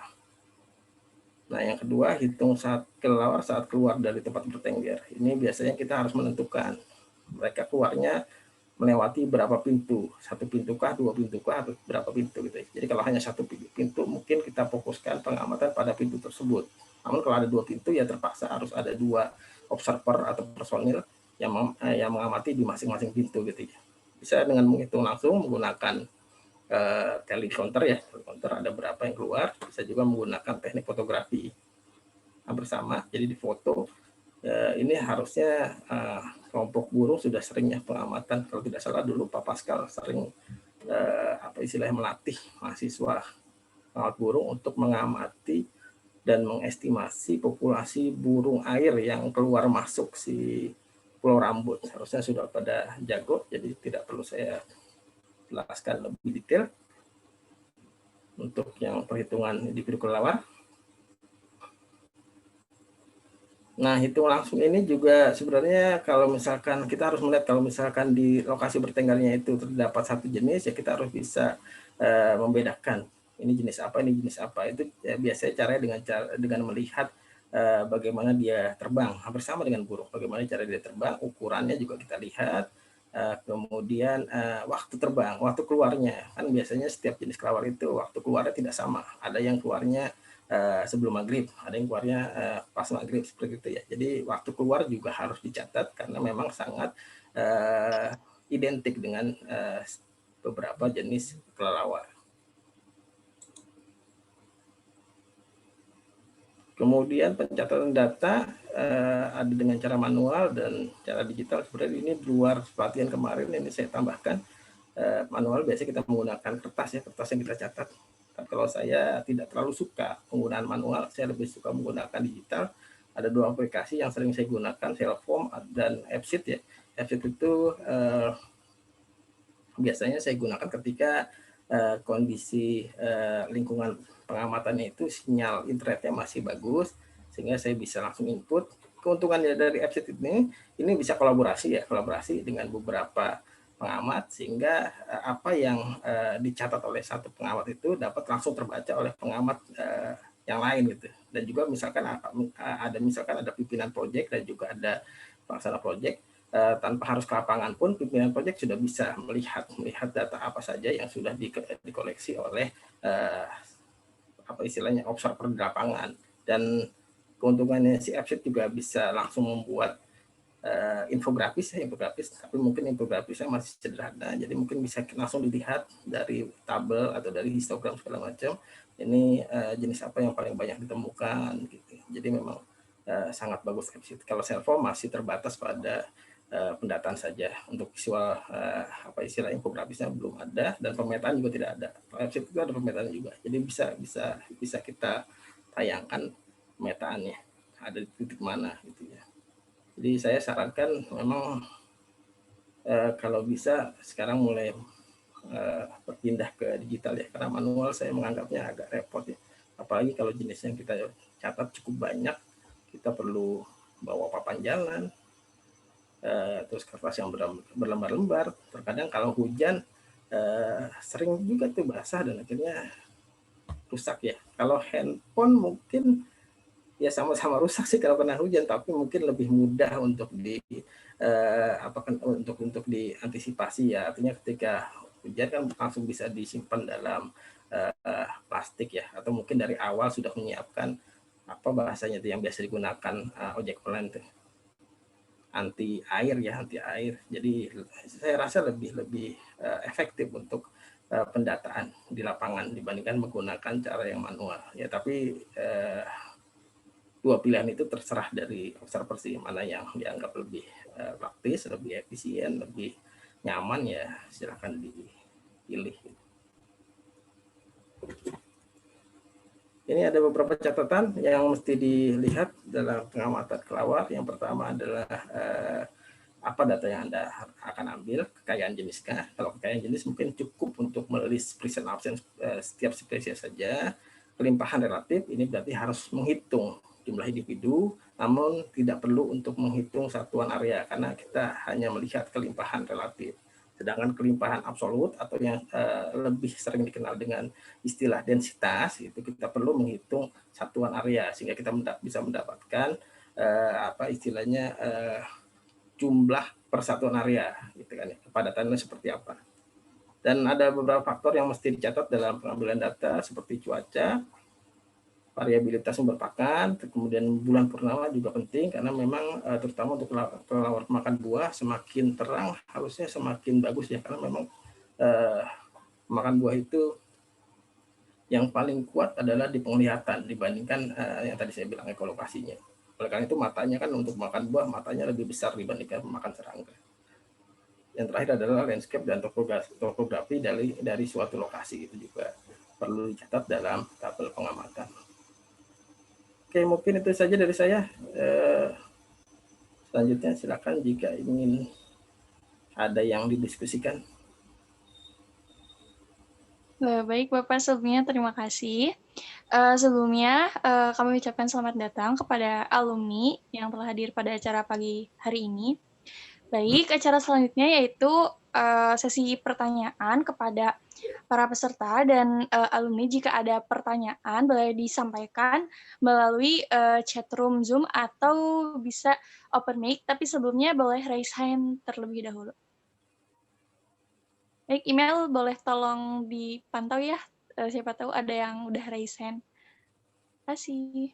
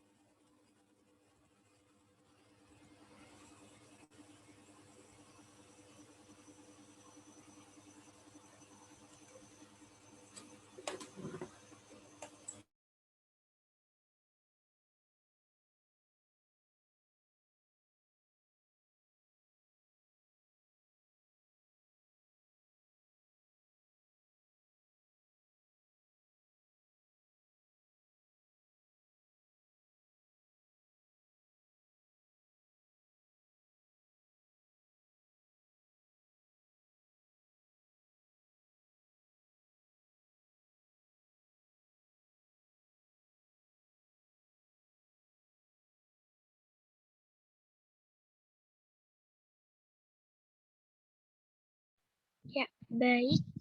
Di room chat Zoom udah ada pertanyaan dari Bapak Agung. Ya, pertanyaannya adalah apakah ada metode mengestimasi ukuran populasi kelelawar di suatu tempat dengan misnet, misalnya 1 sampai 2 seri misnet terpisah 100 meter dalam satu lokasi. Selama 3 hari, ukuran lokasi 1 kilometer dikali 1 kilometer. Bagaimana Bapak? Iya, kalau berdasarkan yang saya baca itu Pak Agung, untuk biasanya memang data yang akan dikoleksi hanya kelimpahan, tidak pernah data kepadatan. Nah, untuk kelimpahan relatif sebenarnya selama kita mengadopsi yang validitas internal, ya artinya misnet yang kita gunakan itu sama, homogen, yaitu bisa dibandingkan.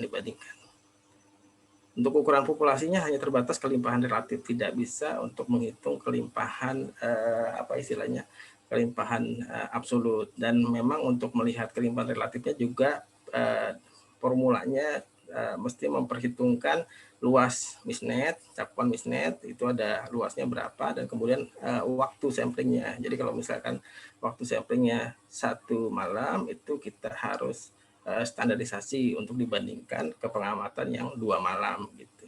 Itu saja sih Pak.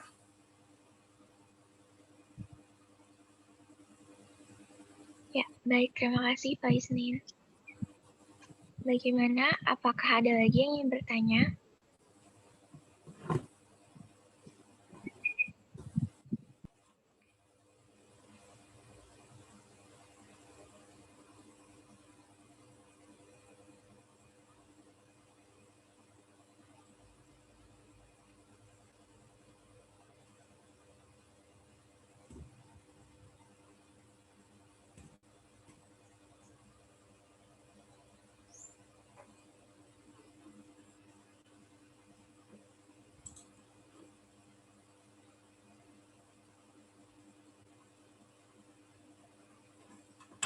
Ya, sudah ada yang raise hand.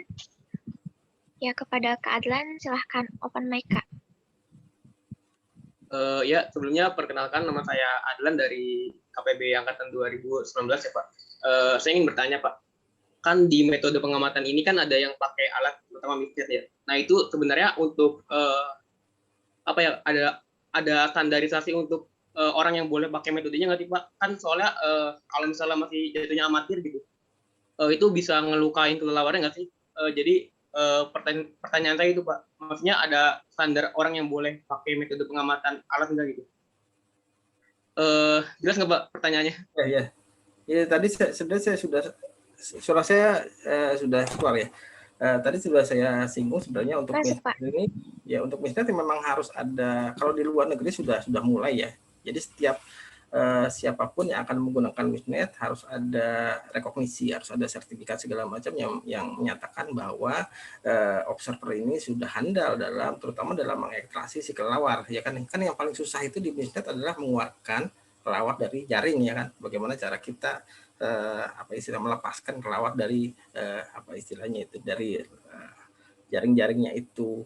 Dan kalau terlalu lama, dan kadang-kadang juga kan banyak orang-orang yang awam seperti saya juga pernah dulu, karena tidak sabaran jadi saya tarik-tarikin, akhirnya tidak hanya jaringnya saja yang putus, kelawarnya juga banyak juga yang cedera, dan tidak lama biasanya langsung stres, dan ada juga bahkan yang sampai mati banyak. Bahkan seorang ahli saja terkadang untuk kesuksesannya itu nggak selalu 100%, pasti ada 1 atau 2 yang mati. Oleh karena itu selain harus ada sertifikasi, untuk pengamatannya juga kalau bisa disarankan continuous terus dimonitor. Jadi kalau ada 1 ya langsung diambil. Jadi jangan tunggu sampai standarisasinya memang biasanya 30 menit. Tapi kalau bisa jangan lebih dari 30 menit, apalagi sampai, kalau dulu kan pernah tuh ada ajaran dari siapa, saya kurang tahu, ajaran sesat itu. Katanya pasang misnet di sore hari atau mungkin setelah Isya lah gitu ya. Nanti kita amati di pagi hari. Wah, itu tidak boleh. Itu kelawarnya kemungkinan besar sudah mati semua itu. Gitu sih. Kalau untuk yang harpa ya mungkin selama bisa memasang itu sudah cukup. By detektor juga sama, selama kita bisa mengaplikasikan alatnya ya mungkin sudah cukup, tidak perlu ada sertifikat, tidak perlu ada rekognisi yang menyatakan bahwa pengamat tersebut handal dalam menggunakan bed detektor atau perangkap harpa ya.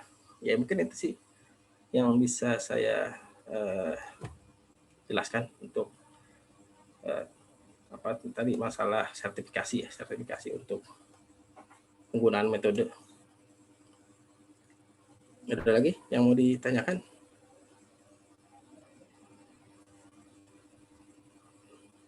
Ya, makasih Pak, sebelumnya udah terjawab Pak.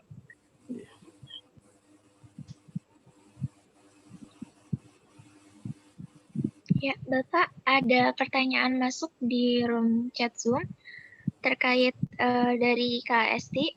Izin bertanya Pak Isnin, apakah pernah ada kajian mengenai persaingan kelelawar dengan walet? Karena dekat rumah sering lihat kalau sore dan cuaca agak mendung, banyak kelelawar berterbangan dan terlihat beberapa walet di antaranya.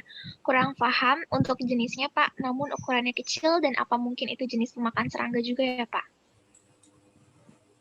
Iya, yang ya sebenarnya saya tidak bisa menjamin ya, tapi berdasarkan apa yang sudah saya lakukan, amati dan juga saya sudah baca, yang banyak ditemukan di atas entah di atas sungai, di atas danau itu adalah pemakan serangga. Jarang sekali ada pemakan buah yang terbangnya memang mirip agak rendah ya, mungkin hanya beberapa sentimeter di atas permukaan tanah. Itu memang mayoritas adalah pemakan serangga sepertinya.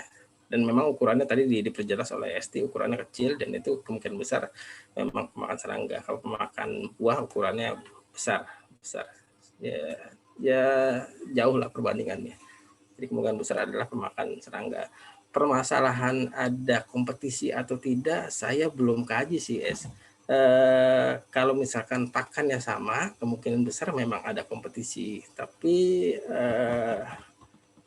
mestinya sih karena dua hewan itu beda waktu ya, beda waktu aktivitas, harusnya segregasi untuk jenisnya jelas itu ya. Jadi tidak perlu ada kompetisi yang cukup berarti ya. Karena si apa istilah tadi sweep ya kalau tidak salah itu kan memang adanya mungkin lebih banyak di sore hari ya, sedangkan si Microceraptoranya mungkin lebih banyak ditemukan dari mulai maghrib sampai malam berarti.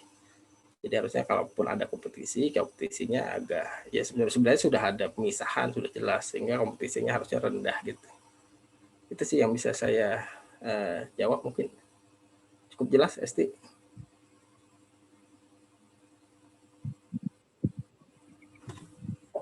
Ya, terima kasih Bapak.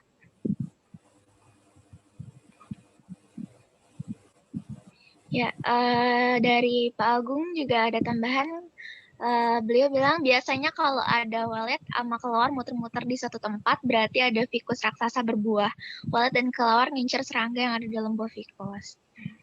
Terima kasih Bapak Agung juga atas tambahannya. Ya Pak, mungkin karena apa ya, saking serunya tapi mungkin karena keterbatasan waktu, kita masuk ke sesi selanjutnya. Terima kasih kepada Pak Isnin yang telah memaparkan materinya. Setelah ini akan ada pemberian sertifikat kepada Bapak Isnin. Untuk kakak operator, boleh minta tolong dipandu.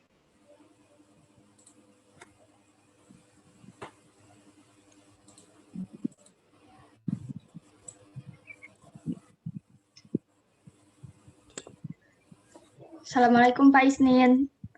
Salam. Saya izin ambil foto ya Pak. Ya.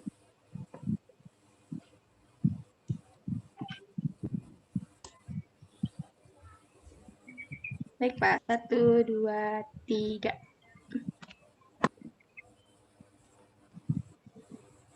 Pak, 1, 2, 3. Terima kasih Pak.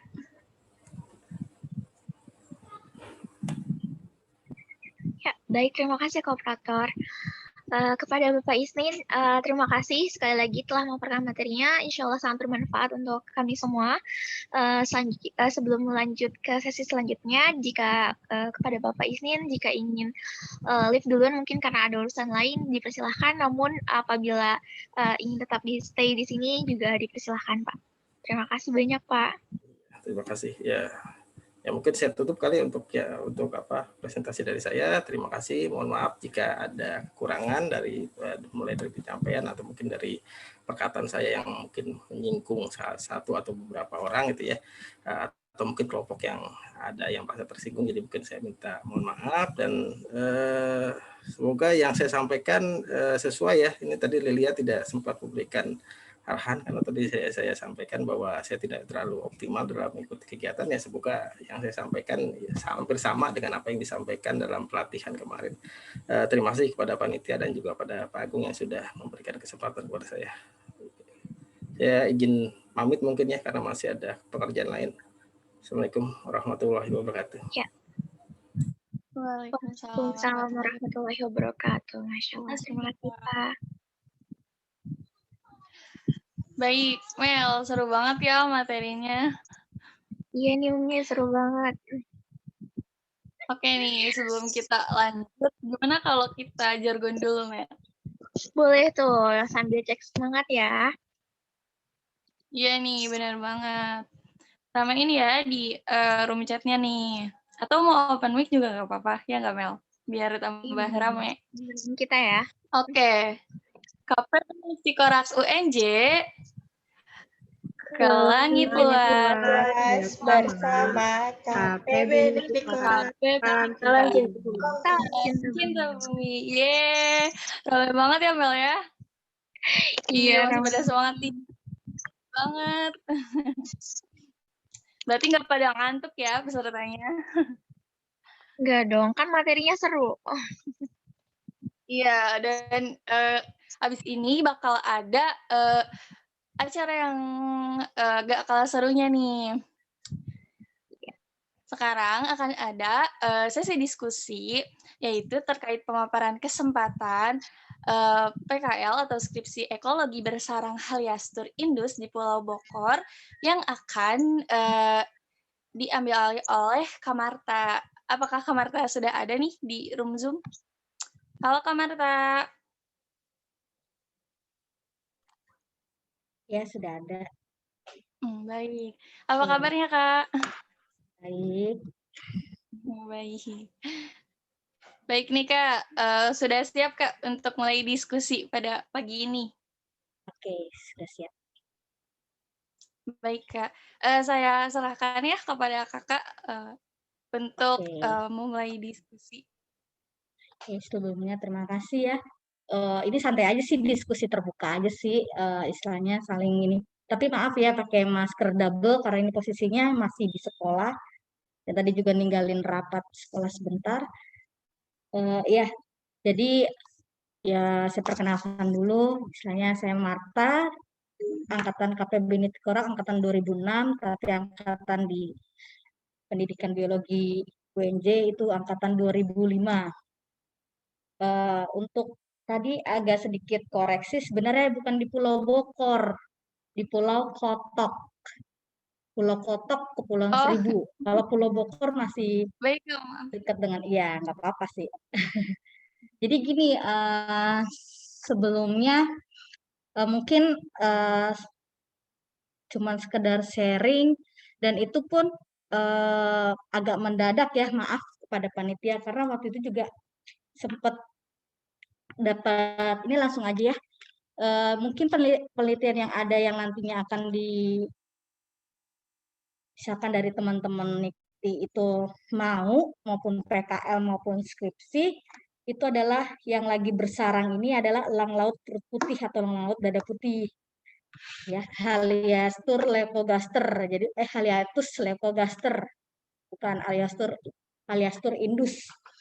Jadi kebetulan di Pulau Kotok ini adalah gugusan dari Kepulauan Seribu.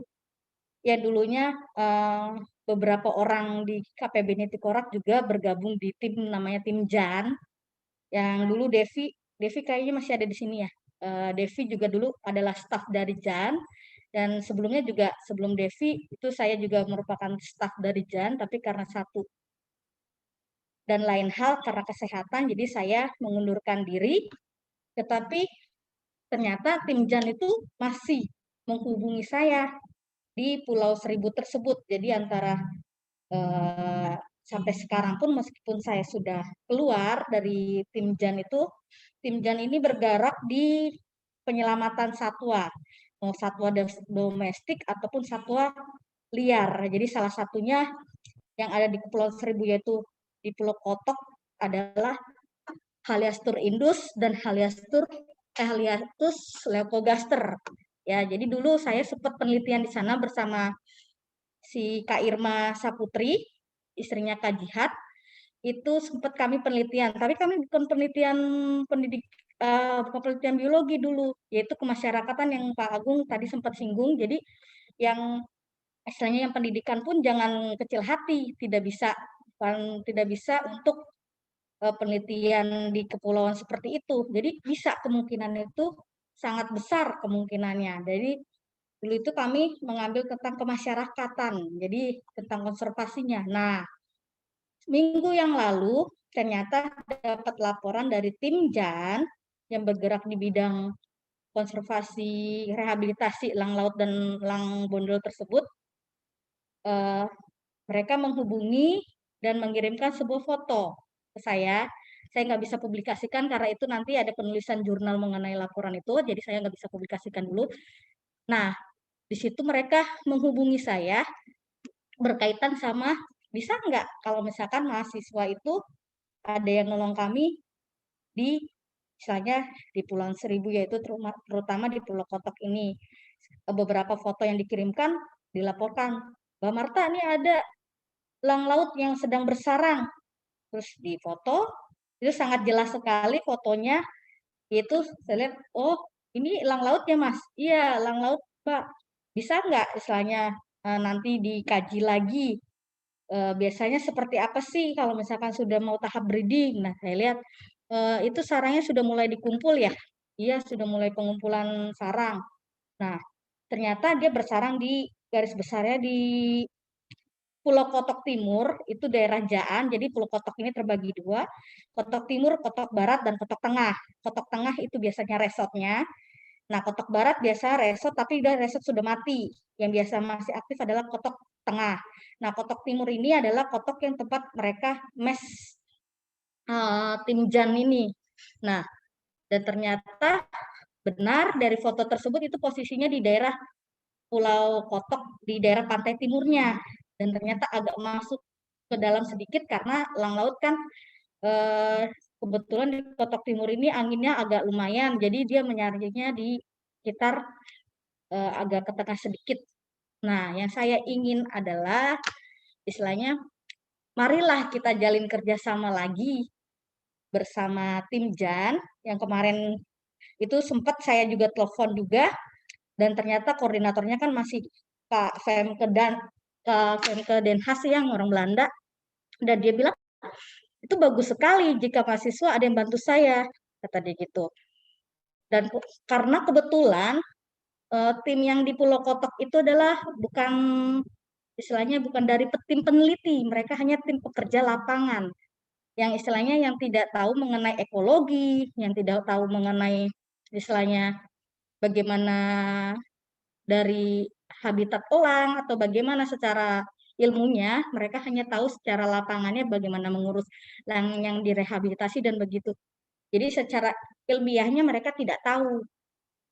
Selama ini dulu waktu angkatan saya itu Hendro, yang pernah ke sana itu Hendro, Wiwik, Ima, Mai, Kak Jihad, dan beberapa angkatan 2007 yang dulu praktek dengan Pak Pascal ya mengenai ekologi hewan kalau nggak salah.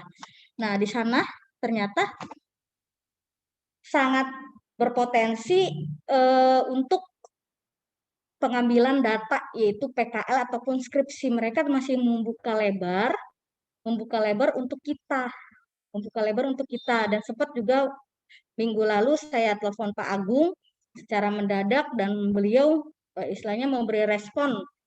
Pak Agung memberi respon terhadap hal ini. Jadi kayaknya alangkah bagusnya misalkan jika kalian setelah misalkan ya, kita tahu sekarang masih masa pandemi dan istilahnya ke lapangan pun sangat riskan, tapi alangkah misalkan kalau ada dari adik-adik semua, dari teman-teman semua yang ingin melakukan PKL ataupun istilahnya skripsi, istilahnya Kepulauan Seribu itu sangat berpotensi untuk hal itu. Contohnya misalkan di Pulau Kotok, jangan takut untuk tidak ada mes di sana, tersedia mes, tapi syaratnya yang kemarin yang sudah dipaparkan oleh koordinator Jan, yaitu swab dan harus vaksin.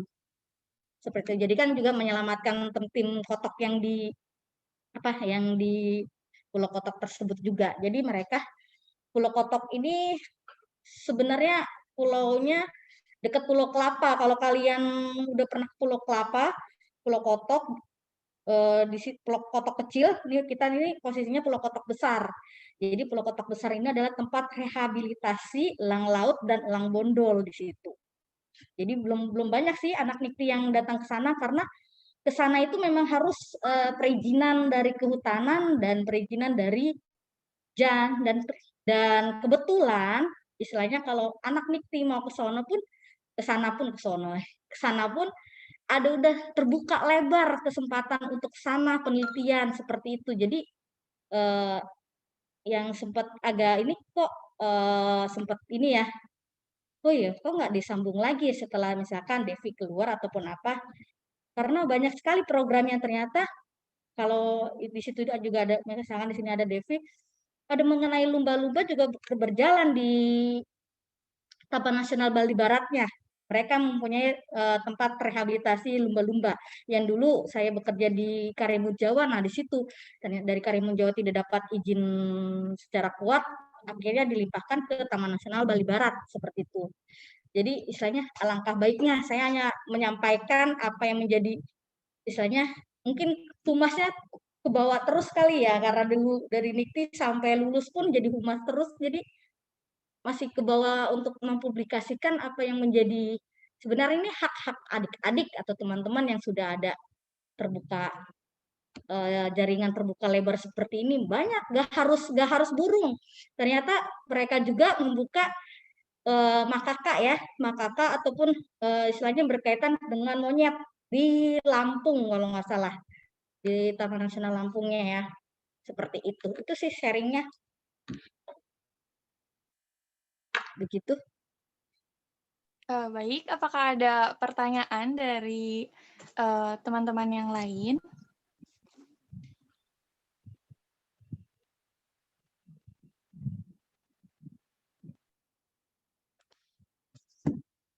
Mungkin belum ada gambaran kali ya dari teman-teman semuanya. Nah di sini juga ada Eci nih, istilahnya yang dulunya mungkin kalau jujur ya, saya juga nggak tahu banyak mengenai angkatan yang sekarang, angkatan yang dulu-dulu juga kurang begitu tahu karena memang setelah istilahnya berkecimpung di dunia pendidikan sedikit waktu untuk lapangan, tapi kalau ada kesempatan ya kadang suka ke pulau, itu pun dilihat dari sikon. Ya itu aja, kalau misalkan ada yang bertanya atau bagaimana. Wah, Masya Allah. Seru banget sih, Kak.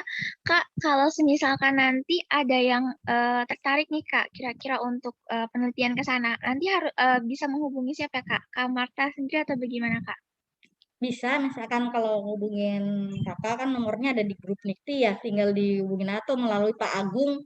Pak Agung juga bisa nanti ngasih tahu gini-gini nih.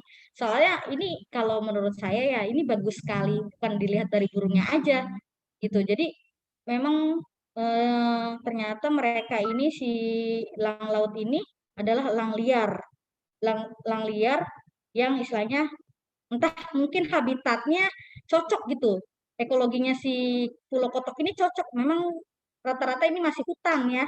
Hutan semi alami. Jadi masih banyak banget pohon-pohon tinggi yang istilahnya yang cocok buat si elang-elang lainnya untuk breeding. Kebetulan juga itu juga waktu zamannya presiden siapa ya?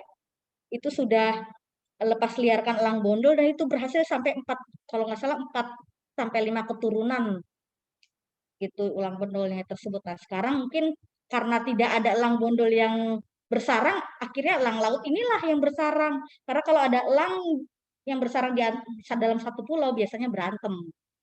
Dan kebetulan ini mungkin masih satu elang ini.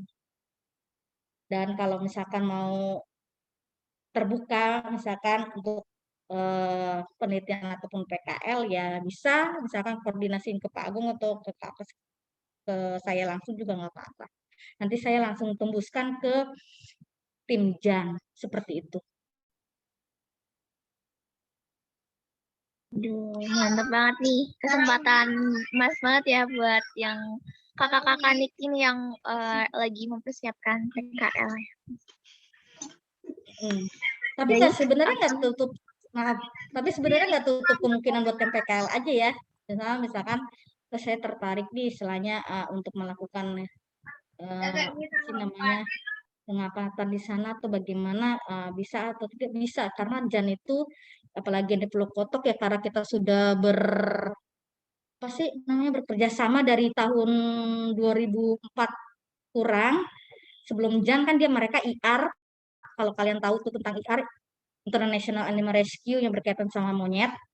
Maka Kak, jadi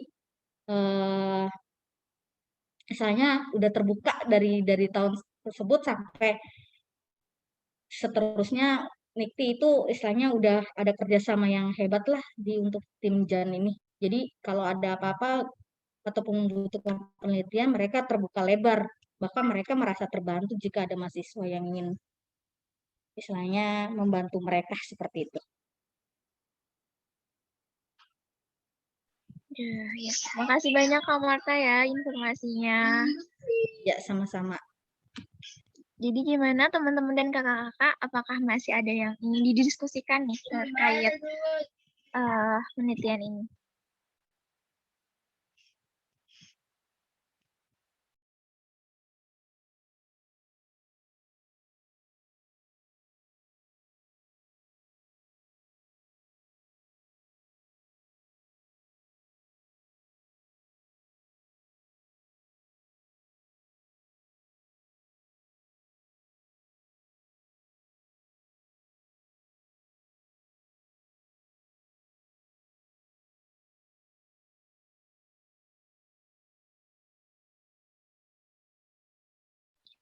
Atau mungkin dari kakak-kakak Nikti, alumni Nikti yang lain ingin sharing juga boleh banget nih.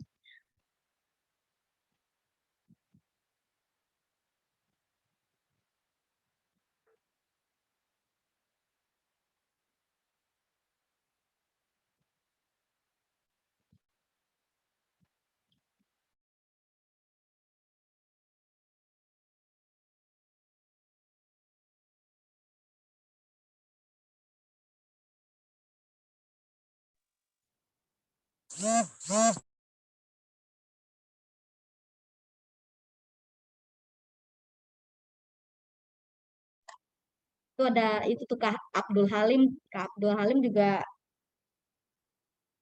ini juga tuh angkatan Nikti. Angkatan 91 ya Kak. Ada Kamiril juga 2006. 99. Oh iya 99 ya, salah ya. Sorry Kak. Angkatan 99. Fotografinya keren nih, jago Kak Alim ini.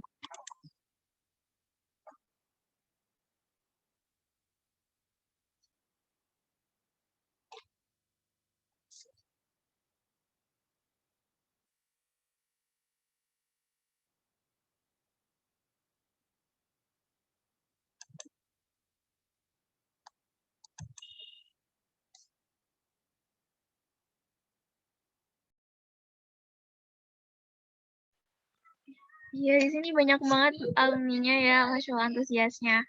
Mungkin ada lagi yang ingin ditanyakan? Atau mungkin nggak apa-apa, santai aja ya Kak ya. Kita sharing-sharing ini maksudnya jarang-jarang. Jarang-jarang banget kesempatan banget nih. Iya, santai aja, ini kan diskusi mau gimana. Gak apa-apa.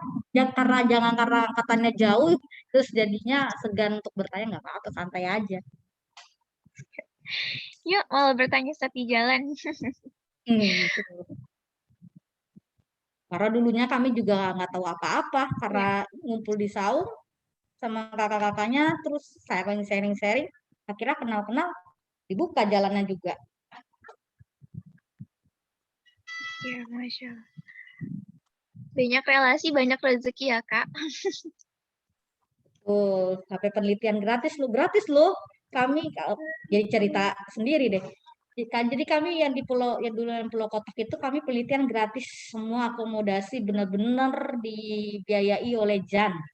Jadi cuman kalau dari keberangkatan memang biaya sendiri, tapi dari akomodasi kita dulu kita tuh penelitiannya ke hampir gugus Kepulauan Seribu, terutama yang bagian utaranya lagi itu apa yang namanya ya, penjaliran. Kami nggak sampai penjaliran karena itu pulaunya harus steril, benar-benar kehutanan yang harus ke sana. Jadi sebenarnya semuanya diakomodasi deh sama tim JAN. Jangan takut untuk tidak nanti biayanya gini enggak. Mereka tuh asik, enak orangnya. Aduh, mantap banget pengalamannya, Kak. Ya Allah.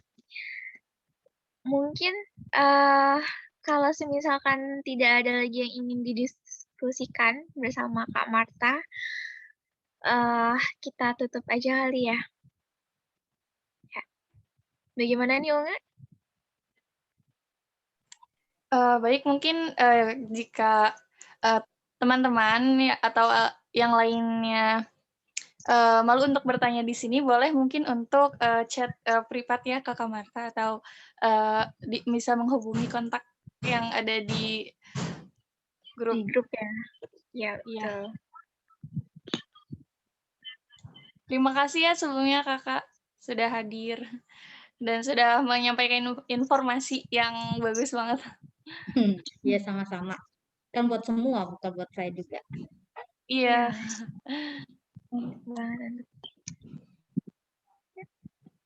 Mungkin sebelum ditutup kayaknya nggak afdol ya kalau misalkan belum dokumentasi.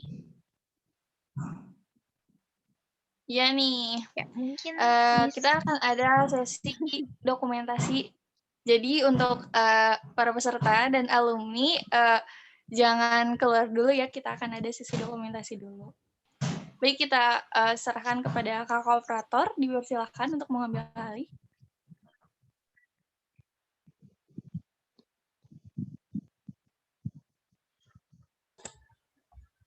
Oke, baik, terima kasih MC.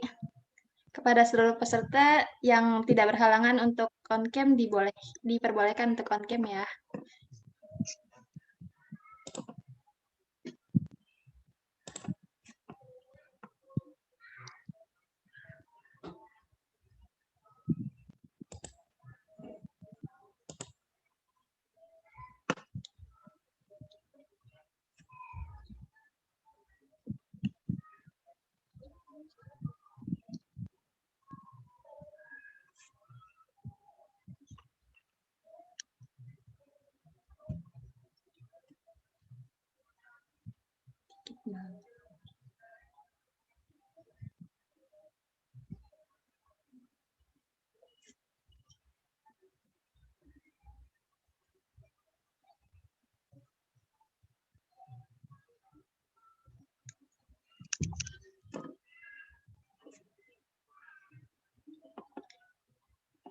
Oke. Saya ambil fotonya ya. Untuk slide pertama. 1, 2, 3. Oke. Berikutnya slide kedua. 1, 2, 3. Oke. Berikutnya gaya bebas.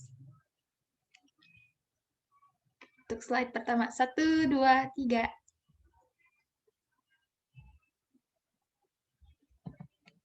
Oke. Untuk slide yang kedua. 1, 2, 3. Oke, terima kasih. Saya kembalikan kepada MC. Baik, terima kasih Operator. Gak kerasa ya Mel, kita udah ada di penghujung acara aja nih.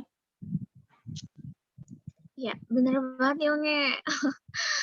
Jadi, terima kasih banyak ya untuk seluruh partisipan, teman-teman, dan kakak-kakak alumni Niktin yang sudah bersedia menyempatkan dan meluangkan waktunya untuk hadir di agenda kita pada hari ini. Semoga ada ilmu yang bermanfaat yang bisa kita ambil.